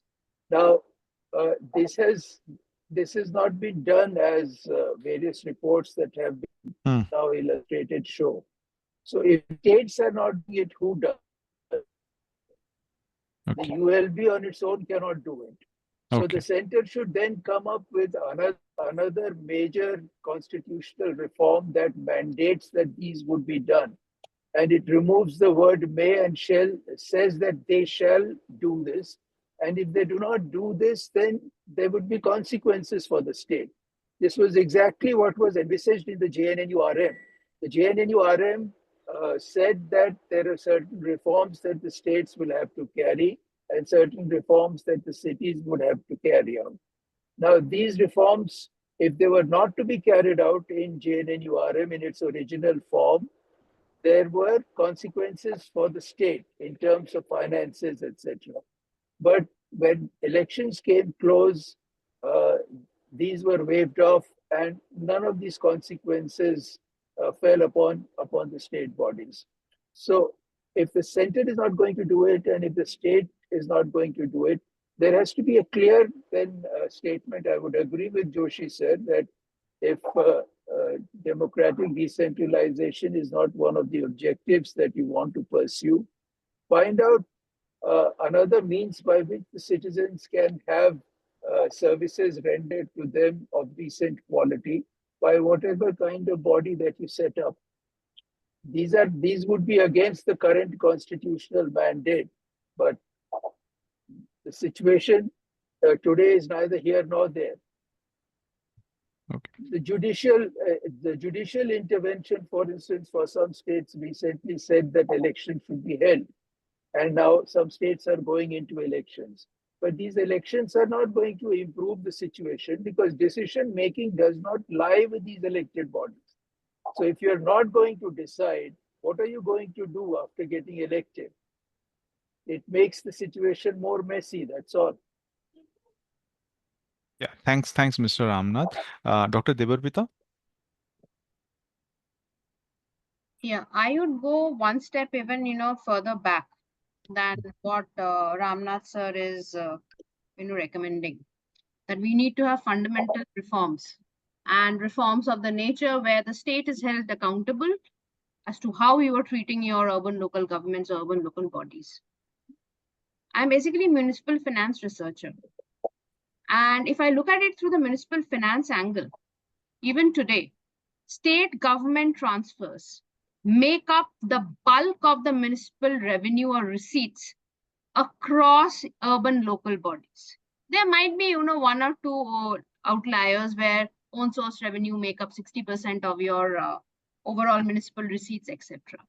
But on an average, at the India level, about 1/3 of the municipal receipts is from the state government. And this proportion has remained stagnant or stable over the last 2 decades. What has happened is the share of own source revenues have declined, as we have already discussed. The share of central government finances, right, both from the central government and through CFC transfers have increased, mostly through the capital grants route for project-based, program-driven investments, right? But state governments today, even today, make up rather a very major share of the total municipal revenues. What do we know about, the architecture of this 1/3 of, municipal revenues, which can go up to maybe 90% of the municipal revenues if you go down to the town panchayat. For a town panchayat, the own source revenue of handle of property tax or anything else is virtually non-existent. It is completely dependent on the state government for possibly 90% of its, complete funds. What makes up this 90% or what makes up this 1/3 on an average? There are roughly 4, channels Okay, devolution from the state government, as in devolution recommended by the State Finance Commission from the consolidated fund of the state, assigned revenues from certain motor tax, motor vehicle taxes, stamp duty, etc. Then we have revenue grants to help the urban local bodies meet their regular pay the salaries, etc. And then we have capital grants, which are project based. How much each municipal corporation receives, even if you ask many municipal corporations, please divide the amount that we've been receive as state transfers among these four heads, or the state urban development department to divide it among the four heads. We don't know. Why is it important? Devolution from the State Finance Commission is a formula driven thing, is a formula driven transfer. Similarly, assigned revenue grants are not. Similarly, then there is the aspect of tied grants versus untied grants, conditional grants versus non-conditional grants. If something as simple as this, we do not know the municipal finance architecture which is happening. What kind of municipal reforms really? Apart from that, please, give them more handles of revenue. What can we really, recommend? Let's understand the lay of the land first. Maybe it's the researcher in me which is, speaking so strongly. But research, and especially research in the urban domain, can no longer remain a byproduct of a, practitioner-led urban development project. As I'm an economist by training, as in various disciplines of economics, be it development, be it macroeconomics, research, it forms the core of, recommendations of policy recommendations. Let's practice the same even for our municipalities. This report by Janagra and CAG is a great start on this. I think this is one of the first, that has really looked at these issues. Let's, just go beyond this as a community of practitioners and researchers and development enthusiasts. Yeah, thanks, Dr. Debarpita. So you are saying that we need to create more body of knowledge. We need to have more institutions Exactly. doing research. We need to have more data on municipal finances, which we lack right now. Yeah, yeah. Thanks for this. So moving to Dr. Ravikant Joshi.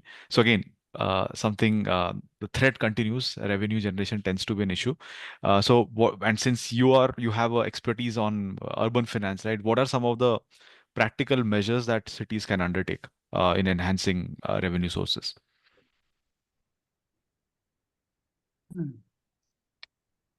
Cities can't do much because they don't have enough resources compared to what is the requirement of the city or the urban development, correct?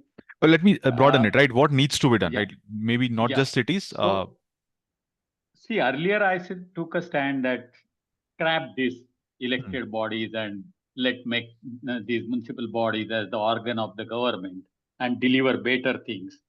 Of course, that was a very strong position. See, we don't require a constitutional amendment. State can give anything it can, which is under its list, correct? So constitutional position is clear. State can bestow any function or any resource which it has under the state list. The real problem is that we do not have a real urban policy towards our cities. What we want to do with the cities, how we want to finance them, how we want to govern them. One of the way could be amending the constitution, going for a real federal structure, where we introduce into the constitution a local list and give the real sharing status to the local bodies. Today, the position is clear. Local bodies are the creatures of the state government. Constitution clearly says, correct? It is in the state list. So it doesn't have independent federal structure or three-tier structure we have. Constitution only says that you should have elected body and it should be elected if its term ends or it is cancelled within 6 months. But today a new modus operandi has come to subvert the constitution, this provision. Somebody will go to the court, will raise the issue, state will reorganize the prabhats or the election ward. And then, so via media has been worked out of subverting that 6 months, within 6 months, the elected body should be put into place. But coming to the finance, so one way to go for a constitutional amendment, and constitutional amendment happened only if before 74, there was a National Commission on Urbanization and churning happened. Today, that kind of a churning has to happen. How we want to look at our local bodies. We may not take a single position that it should be absolute decentralization or anything, but let all, right from each and every stakeholder decide, and then finally central government and state. As per constitution, central government doesn't have locus standi. It is the state which will have to do. There is no bar on state government to give all this to the local bodies, to strengthen the local bodies, giving them the autonomy, doing their capacity building, giving them the functions, provided it desires to do that. It wishes to do that. It has that kind of urban policy. So a complete churning need to happen at all level, and we all together, including state government and every other NGOs and stakeholder, need to decide what we need to do with the local bodies. This impasse should end. Either we should, because ultimately, from citizen point of view, they should get the better service. They should get better management of this. Who does it fine? If parastatals do it, fine. But even parastatals are not delivering. We did a clear study in water supply. There are 6 institutional models, but none of that model is working. There is a state government model. There is a city parastatal model. There is a state parastatal model. There is a department of state government managing water supply and sewerage. But the end LCM is the inefficient. So that impasse, that inefficiency need to end, and a real churning need to happen. We don't require constitutional amendment.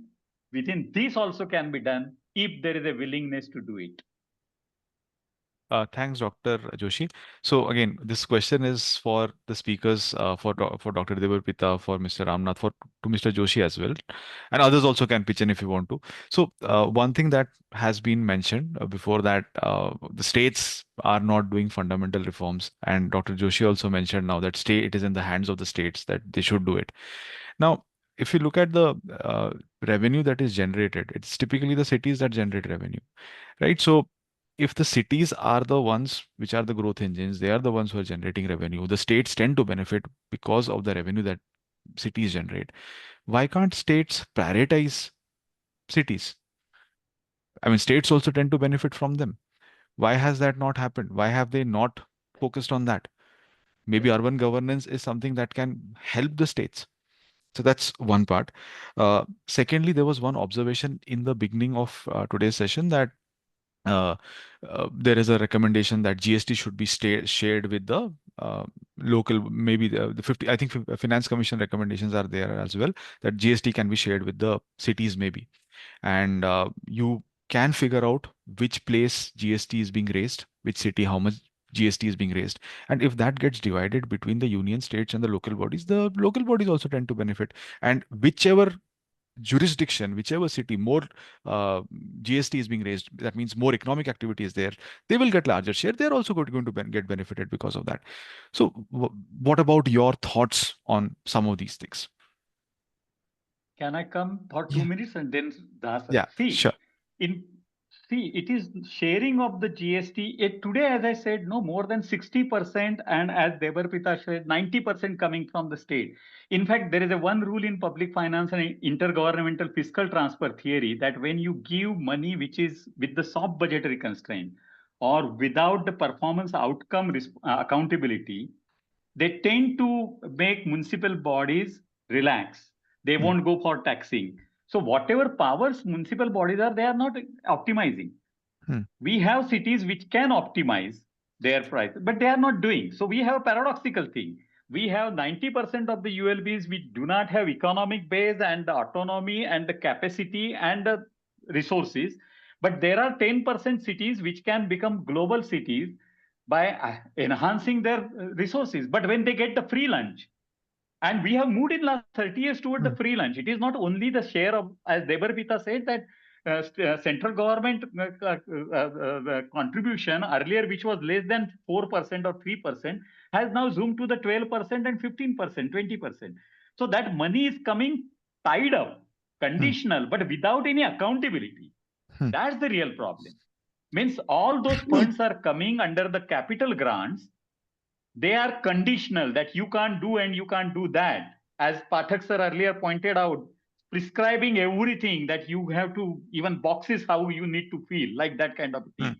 But what is really missing is the end point performance outcome accountability. We do not have performance grants. So municipal bodies on one side do not have resources, taxation power, capacity, but at the same time, they're getting free lunch. And political economy, you said that why state should not give more money. If we see it, then they are getting a lot of money, but without any accountability.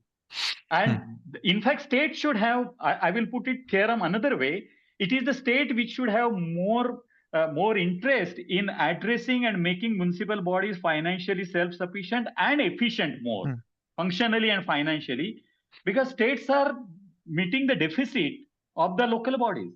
Ultimately, who is bailing out urban local bodies? It is the state government, central government, and they are not getting value for money.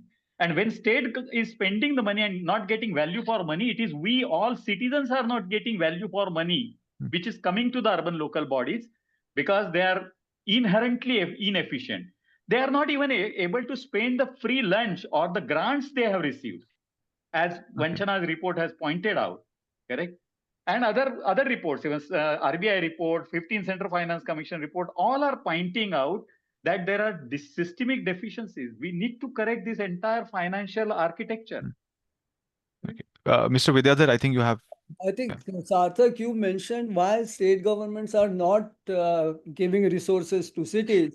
Actually, there is a reverse flow cases.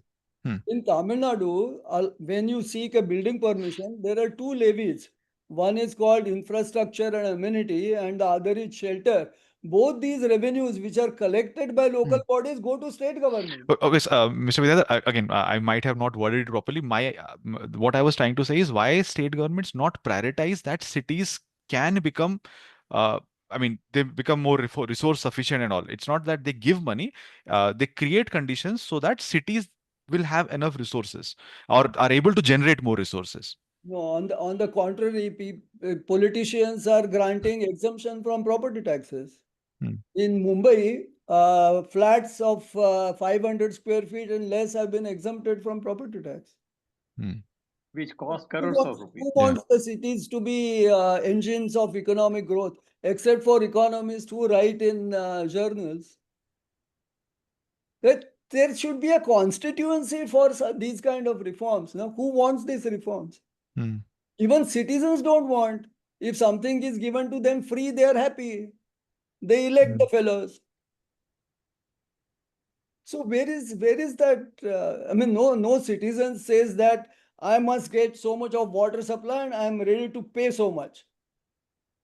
On the contrary, it's just, pukat. So everything people want free. How to change that? So it's not just the top down. We always want to say bottom up, but that bottom up also is in this form. Citizens get the government that they deserve. Okay, thanks, Vidyadharji. Now, again, the next question is to you only.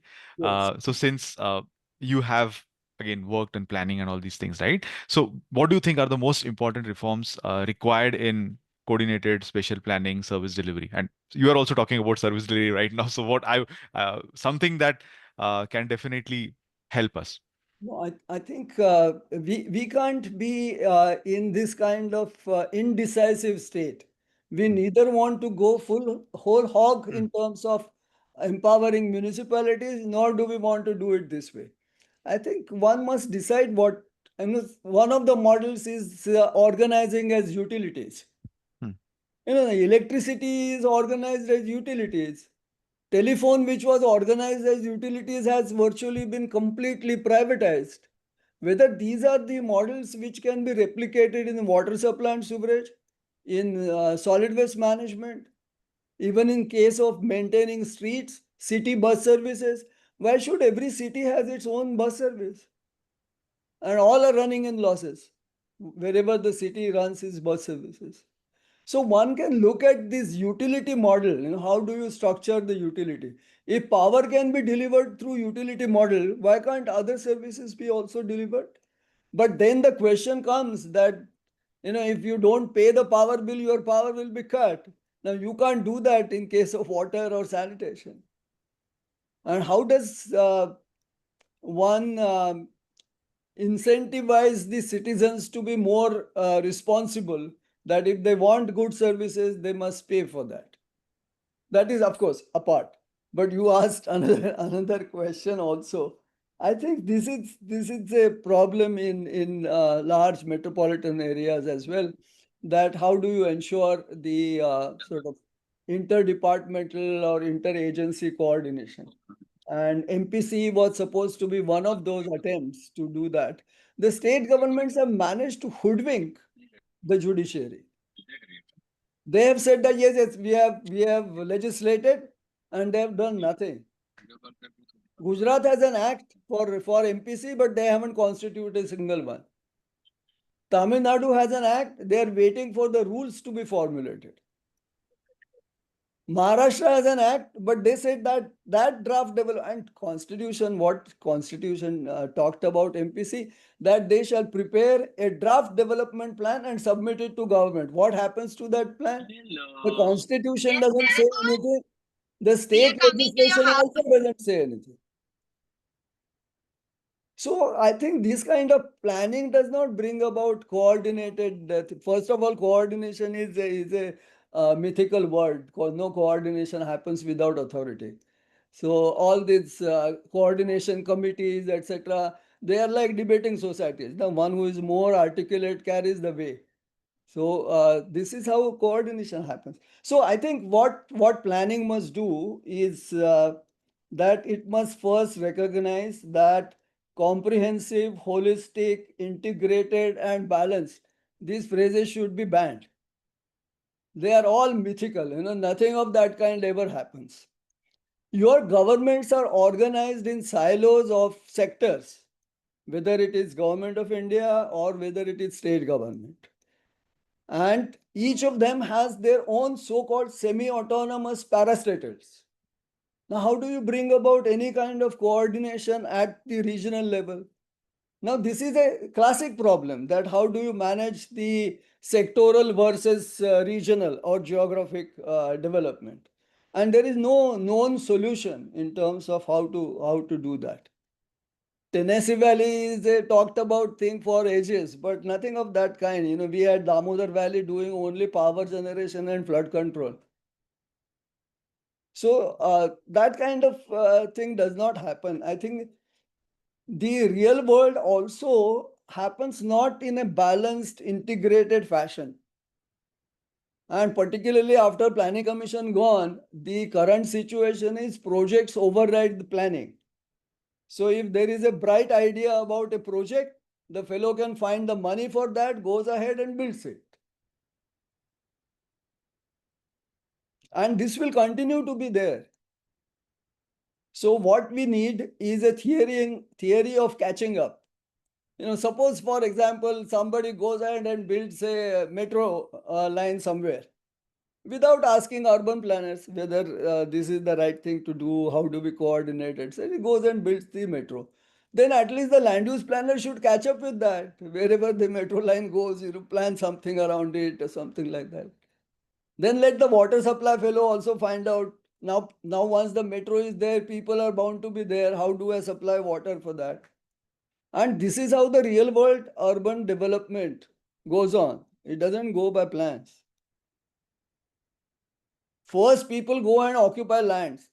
Then they elect people. Then those elected people, provide them the services. This is the real model of development. Okay. And all state governments have adopted the legislation one way or the other for regularizing the so-called unauthorized development. So I think we better accept that this is how urbanization is going to go. And don't keep on talking about integrated, etc., etc. No integration happens. Thanks, Mr. Vidyadhar. So, the last question to Miss Vachana. So, in fact, some of these things was covered in your presentation as well. You had some recommendations. So, if you want to summarize some of these things, right? So, what do you think are some of the institutional innovations that can improve accountability, citizen responsiveness, and municipal governance? Yeah, so I mean, obviously, activating ward committees, area sabhas is an important one. And I think what Professor Pathak was talking about also, like, for example, citizens um, not being ready to or willing to pay for, say, the services is also coming from the fact that there is such low trust for citizens with the ULSGs, and therefore this is a very important agenda. But we also need to look at why ward committees are not getting activated despite having the act mandating it and the corresponding rules being notified. So there are also other issues of, say, capacities, even basic infrastructure at the ward level, a ward officer being made available, etc., dedicated officer. These larger capacity issues also need to be addressed, right? So that's one. And I think whether there is a mandate or not, there is nothing stopping a city government from adopting participatory budgeting as a tool to ensure citizen inputs are fed into budgeting process. Second thing is, I think one thing with 74th, the approach that we have so far had is a very uniform approach, one size fits all approach. But I think it's important to have a differentiated approach to participatory governance. Like, for example, even if, say, I'm just quoting an example of, say, Rajasthan, where Alwar city is more than 3 lakh population. Jaipur has 21 lakh populations based on census 2011. So average, when it's Alwar would have average ward population of 40,000. Jaipur would have about 94,000. But Rajasthan Municipalities Act mandates for wards committee, which is ward committee clubbing multiple wards, which basically takes away the whole point of having ward committees as a citizen participatory platforms, right? So therefore, we should look at different cities differently. And definitely to leverage technology, right? By which I don't mean only technology. Obviously, it has to have the component of direct engagement between citizens and officials, and both elected and others. So a general adoption of open cities framework, right? Furthering transparency, the public disclosure law in terms of putting out operational and financial information, etc., need to be prioritized, and these need to be incentivized by the state governments as well, right? So that's important. There has to be, and these online platforms can be not just for citizen grievance redressal, but also for citizens to contribute ideas to solve for challenges, to volunteer with city governments, etc. as well. So that's something we could definitely leverage, and these efforts should actually be incentivized by state governments. And very important to have a body of ombudsman, the local body ombudsman, as it's there in Kerala, Tamil Nadu, so that citizens also have another recourse mechanism if there is a municipal service related issue and corruption issue as well. So I think these are some of the things that we can look together. I mean, need to come together for participatory governance. Yeah, thanks, Ms. Vachana, for comprehensively putting all these things together. That kind of ends our discussion here, but we can take some questions from the audience, maybe for the next 5 minutes or so. But before that, one thing, see, some of the problems that we discussed today, it's not like they're new problems, right? We have been talking about it for a while now. And again, states taking the initiative, this is something also has been discussed in the past. It is not something which is new. Now, is there any, do you think any particular incident or tipping point can bring about a change from the status quo?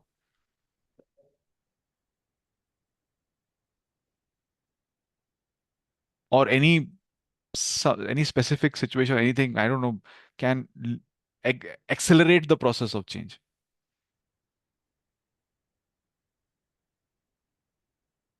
Again, Sarthak, I would say these are very profound questions you are putting out there, right? Okay, sorry for that. Which I don't think people have answers to, and we should be answering without really understanding, what is going on. Okay, I don't think our current knowledge base really equips us Hmm. to answer this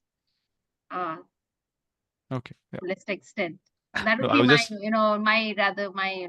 my limited capacity. That is my rather opinion. May I come in here? yeah, Mr. Ramnath. It's not that these several issues have not been thought about.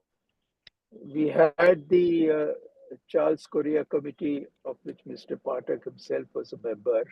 They were very valid and eminently sensible suggestions that were made. We have had the second Administrative Reforms Commission, which went into detail uh, as to what should be done with urban local bodies, what should be the role of the mayor, etc., etc.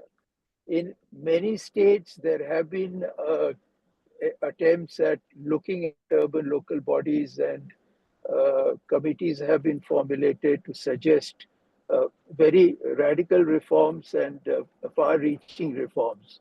Uh, these are all on record.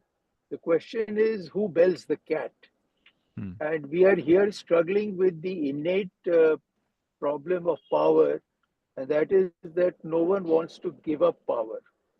It's in the nature of power that it is very difficult to give it up. So we have a situation where states do not want to hand over Hmm. anything to the ULBs. ULBs in a similar situation do not want to give them to wards committees. Wards committees do not want to hand over any room for citizens' bodies. So who bells the cat in this situation? And therefore, one has to go back to what the 74th Constitutional Amendment wanted to do. The question arises, why didn't it do that? It didn't do that not because it did not want to do, but because it was not able to muster that kind of political courage to do it.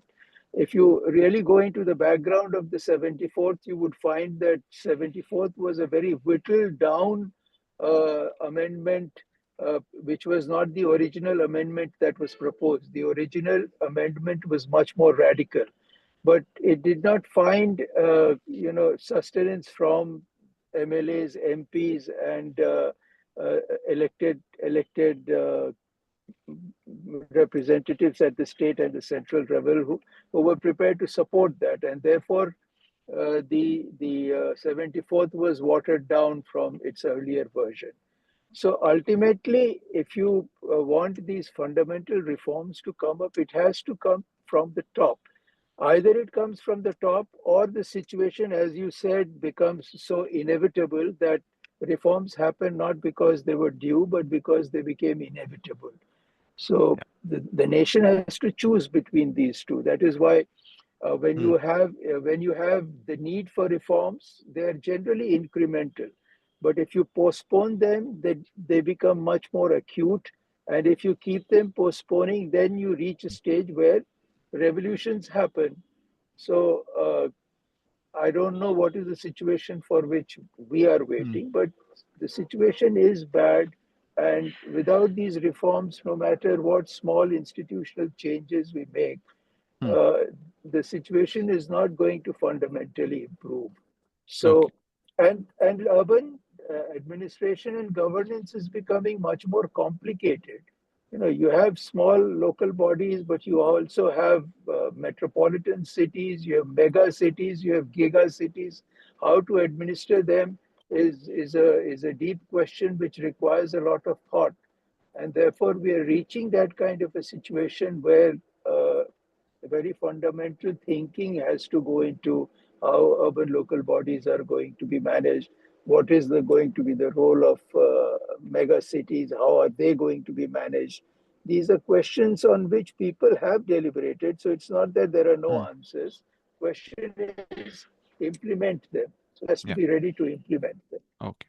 Yeah. Thanks, Mr. Ramnath. So we have two hands raised, Darshan and Sandeep. I'll go to Darshan and then Sandeep. Darshan, can you, Bhumajit, can Darshan unmute and speak? Yes, sir. Yeah. Yeah, Darshan, go ahead. Darshan, can you please pose your question?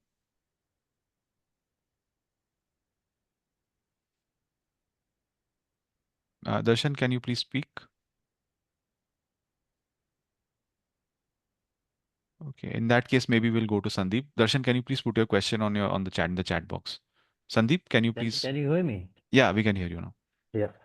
See, I had a very small point to make that, there was this discussion about inefficiencies and willingness to do. I'm not going into what the experts have said. I'm just saying, I'll give you an example of Surat Municipal Corporation. There was a municipal commissioner called S.R. Rao who came in the 90s, and he changed, like, it was the most, dirtiest city in India, which is today the second cleanest city in India. And what he did was he changed the mindset. Reforms. He brought reforms at every stage of service delivery. Also, there was reforms in service delivery. And the first thing he did was he showed it to his officers and to the people that if the municipal corporation wants, this can be done. Okay, and because I've covered it as a journalist, I know how it happened that people themselves came out to demolish their houses were becoming encroachments. They turned around the entire city and its mindset, which is still, you can still feel it. So I think there's a lot of things which can be done internally before the thing that we're talking about right now. That's my observation as a journalist, and I also teach journalism now and I teach urban development to students. So I think I've seen it happening. That's just one example I wanted to give. Thank you. Anyone would like to take this up? No, I think S.R. Rao case, it was triggered by the plague in Surat. So I think our society is such, it needs a very serious trigger to act. So, In a normal situation, chalta hai, so why should we do such things? This is how we work. and also to add, We can't say that the city should have plague, so that something like S.R. Rao, what S.R. Rao did in Surat can be done in that city also. Also to add to Mr. Vidyadhar's observation, see again, one individual again may be an exception. We need to think of changes at the institution level. Maybe that person was an exception and he brought about these changes. So there was just an example I gave. yeah. Like this also happened. They talk about like efficiencies and the willingness to do it despite all the limitations. So yeah, that's it. Yeah, thanks, Darshan. Sandeep. Hello, Sarthak. Thanks for allowing me to speak. And this sort of feels like a homecoming. Namaste, Kirti, bye, and everyone else. Yeah, so the 74th is something that I work a lot grappling with it on the ground. Like right now we are fighting the Greater Bengaluru Governance Act, which is completely unconstitutional. It's created another layer above the local self-government layer, which will be obviously controlled by the state government. And I was just going through this. A couple of things that I've come across recently is that in the 80s under Rajiv Gandhi, this amendment for urban governance was first moved at the 65th amendment, which was far more radical, as Dr. Jha said. And it was actually not approved by the upper house. It was passed in the lower house. So the MPs were in favor of it. All those jobless elite who sit in the upper house did not allow it to pass. This was their greatest act of lack of patriotism. I mean, it's treason, if you ask me. As a result, our cities are suffering. In fact, the 65th Amendment had listed 37 functions for urban local self-governments. And in the 74th Amendment, it was watered down to 18. But there is a distinction, and I keep bringing this up to people. The popular myth is that the state government may devolve only 18 functions to the local self-government, but that is not the case. If you go to section 243WA2, this is where it says the devolution can happen. And what it reads is the performance of functions and implementation of schemes as may be entrusted to the third tier by the state government. It follows from 243W, which is powers, authority, and responsibilities of municipality. It says the municipalities with such powers and authority may necessarily, may contain provisions and all that, such as preparation of plans for economic development, social justice. And it says the performance functions may be entrusted to them, including those in relation to matters listed in the 12th schedule. This is the only reference. It says including the 18 functions that are there in 12th schedule. So my question to all of you experts is this: if that reading is correct, so the Constitution doesn't say the devolution of powers is those 18. It says including those 18, the state may devolve any function that it feels that the city government requires to function properly, which means it can devolve 5, it can devolve 15, it can devolve, no, it cannot devolve less than 18, because it says including 18, which means it can devolve 18, it can devolve 19, 20, 50, 100. Okay. Yeah. So I think we got the City question. governments cannot function without a lot of critical functions which are not in that list, such as transport, which is the main thing, right? And irrigation, ecology, a whole lot of things. Anyway, I'd like everybody's input on that. Thank you. Yeah. Anyone wants to take it up? I said no, that state, whatever is there in the state list can be given by the state government to the municipal body. But the issue is the willingness, the political economy. Earlier you asked why the states are not doing that, because nobody want to give control over the state urban aspects. And something. And then there is no bottom up pressure. Therefore, I said a whole churning has to happen in the society. And What we want to do with our cities, what we want to do with this, how we want to them govern them. Tipping point, as Jha sir has said, either a worse situation, urban living become nightmare, and then people raise. But we don't want that kind of a situation. Everything has been discussed. There are recommendations and all that. It's the willingness. I agree with the earlier Darshan also.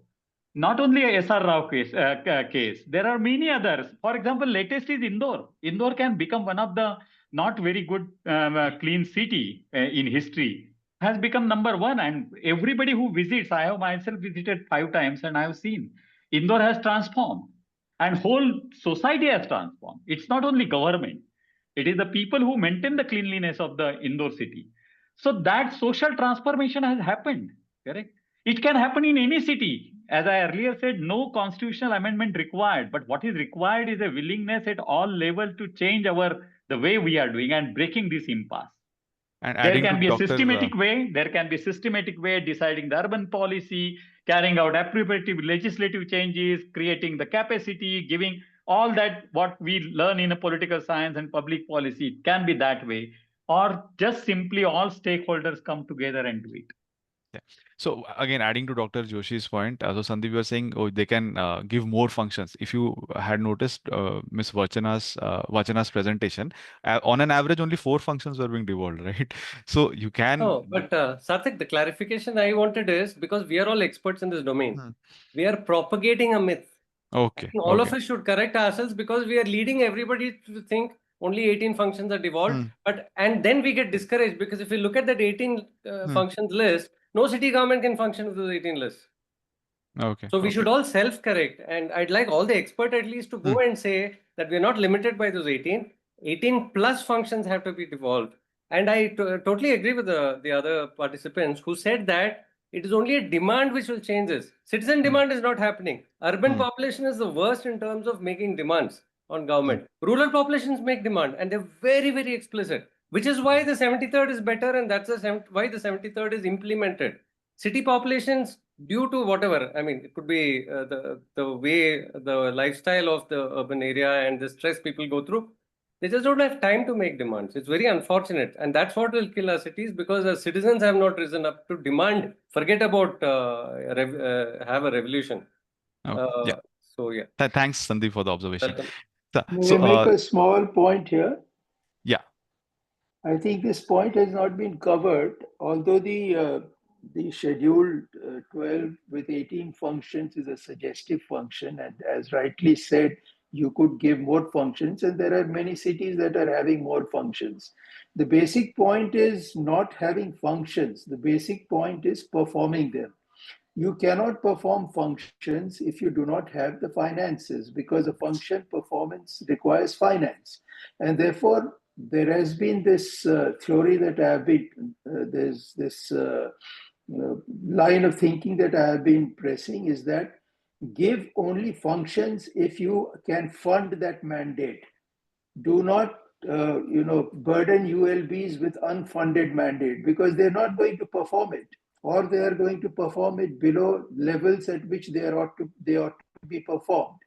Therefore, the funding part is extremely important, and unfunded mandates only make the situation worse for ULBs. Yeah. So thanks. Just to add on to Sandeep's point right here, where he says there's not a demand, for services from citizens of cities. The citizens of cities do not demand things from their local government. Why it is so is simply because of the opportunity cost of demanding something for what it is worth of an urban city dweller vis-a-vis that of a rural, of a village dweller. It is not worth their time possibly. And they can get it from other sources.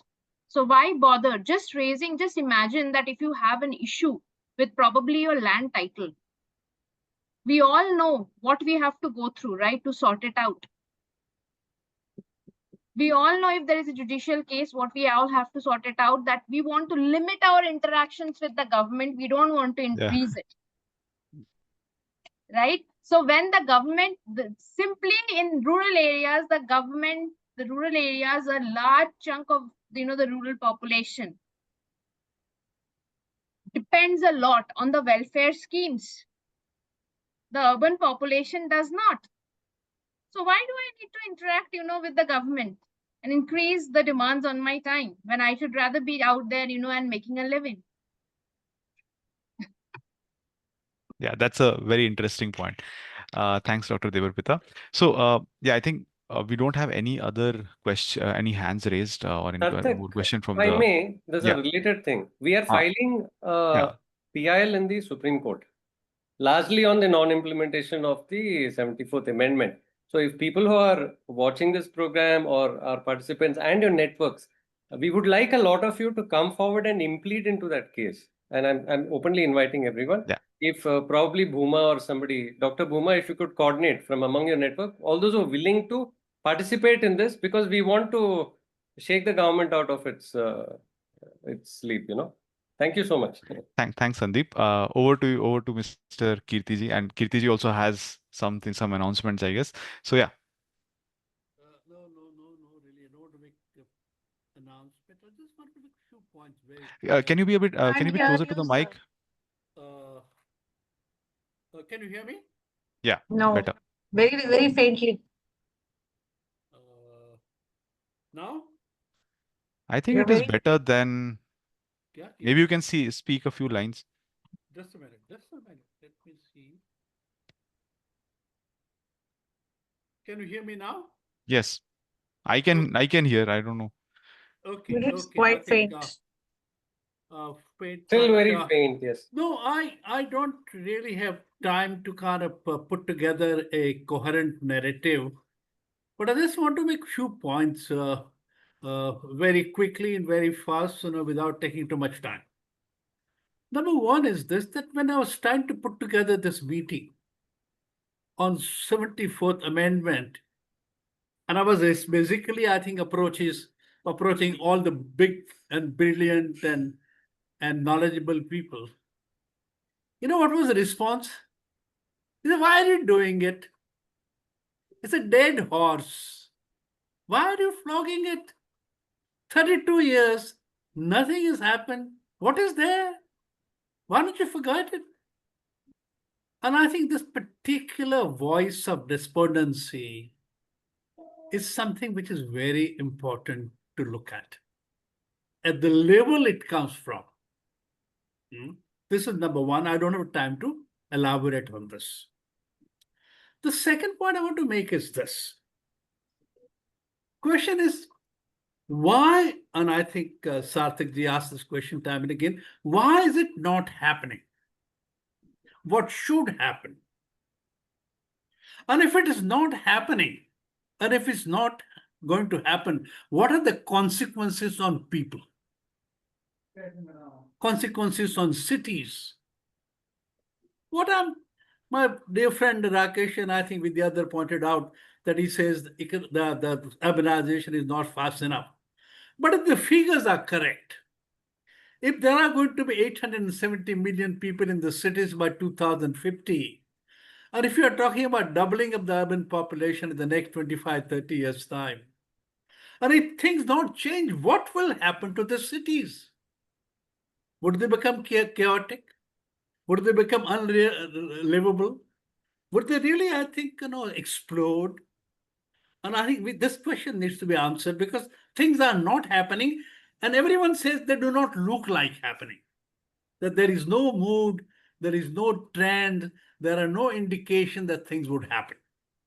And what I'm saying is, I go on shouting and say this, that to me, urban challenge is worse and more difficult than the climate challenge. Because it's happening in front of us.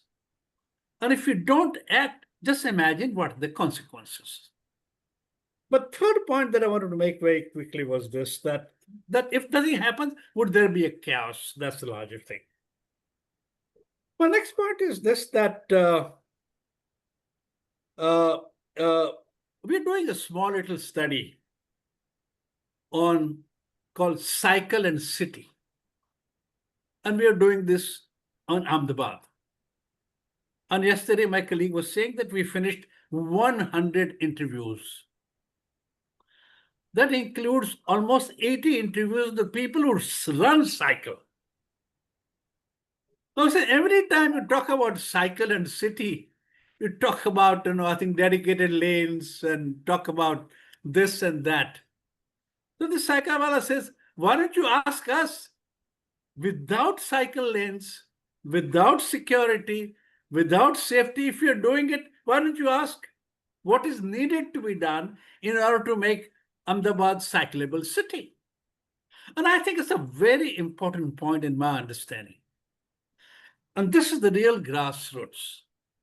If you look at people and how they behave and what they do, and then try and build up your understanding, your theory, your practice, and your planning, probably you go to much better in terms of delivering to people than making your cities abstractly good or better. My next point is, when budget came and 1 lakh crore urban challenge fund was announced, that evening I wrote long letters to about 30 people saying, here is an opportunity. Government says, government did not say that you do this, but I said, government say we are putting together 1 lakh crore fund on urban challenge. And I said, can we kind of get together? Can we create a platform? Can we do something about it? Believe me, there was some answer, but so feeble that even I lost steam and nothing happens. The point I'm trying to make is this, that at the point of things happening, somehow things are not really happening. And my last point to Janagraha, I think, is what Vachanaji there. Yes. Vachanaji, I think, and this is first of all, I was so impressed when I heard this presentation. And then I insisted that you come and make this presentation. But someone made a very interesting observation. We have a saying in Gujarati which says, "Khodyo dungar ane kadyo undar." It's a dug the mountain and pulled out a mouse. So he said, if they have studied so much for 4 years and came out and studied so much, and if you look at the recommendation, he said that recommendation could be without doing all this exercise. Point he was making was very interesting. That the devil is in the detail. That if you really have gone through such meticulous detail, you're the one who must be able to come up with models, with designs, with structures, which probably understand why it's not worked better than it has. So, and I thought it was a very interesting point, because you're here, And it's such a wonderful work with CAG. I thought I'll point this out. And my last point is this.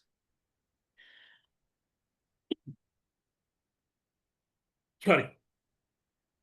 We know, I think that's the most recent documents and statistics talk about something like $680 billion to be invested in infrastructure creation over a period of 20 years. Now, this particular figure should be looked in the context of what happened under JNNURM. Under JNNURM, over a period of 10 years, 14 billions were invested, 14. That to huffing and puffing, which meant we knew that the huge capacity problem, both in terms of resource mobilization and in terms of spending capacity.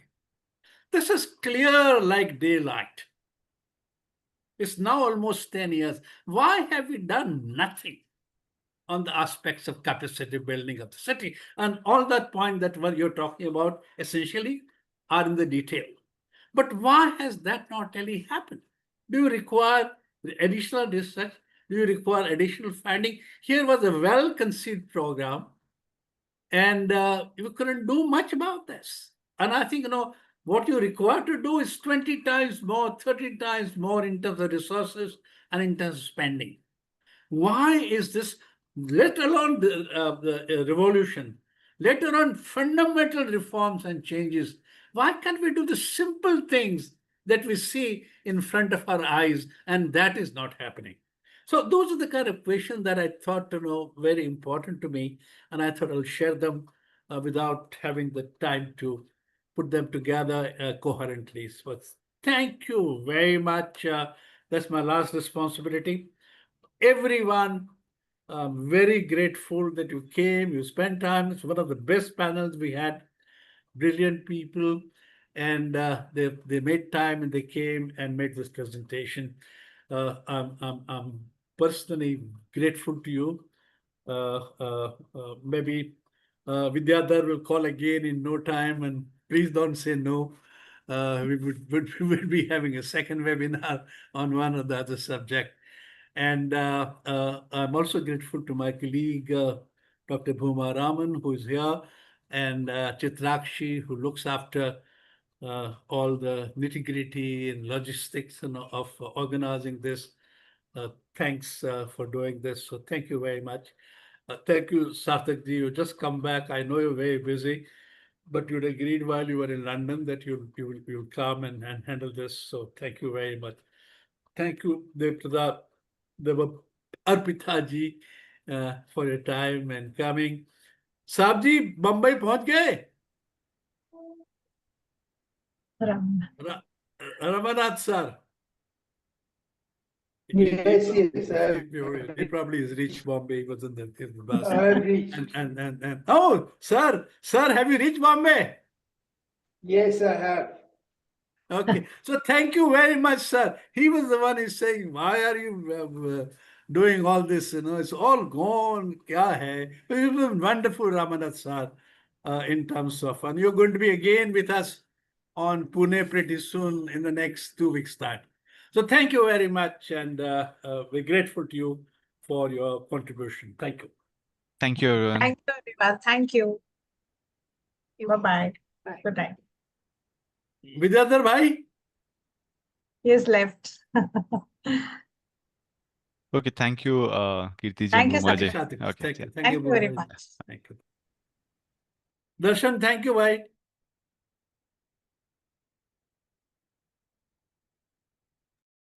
Thank you so much.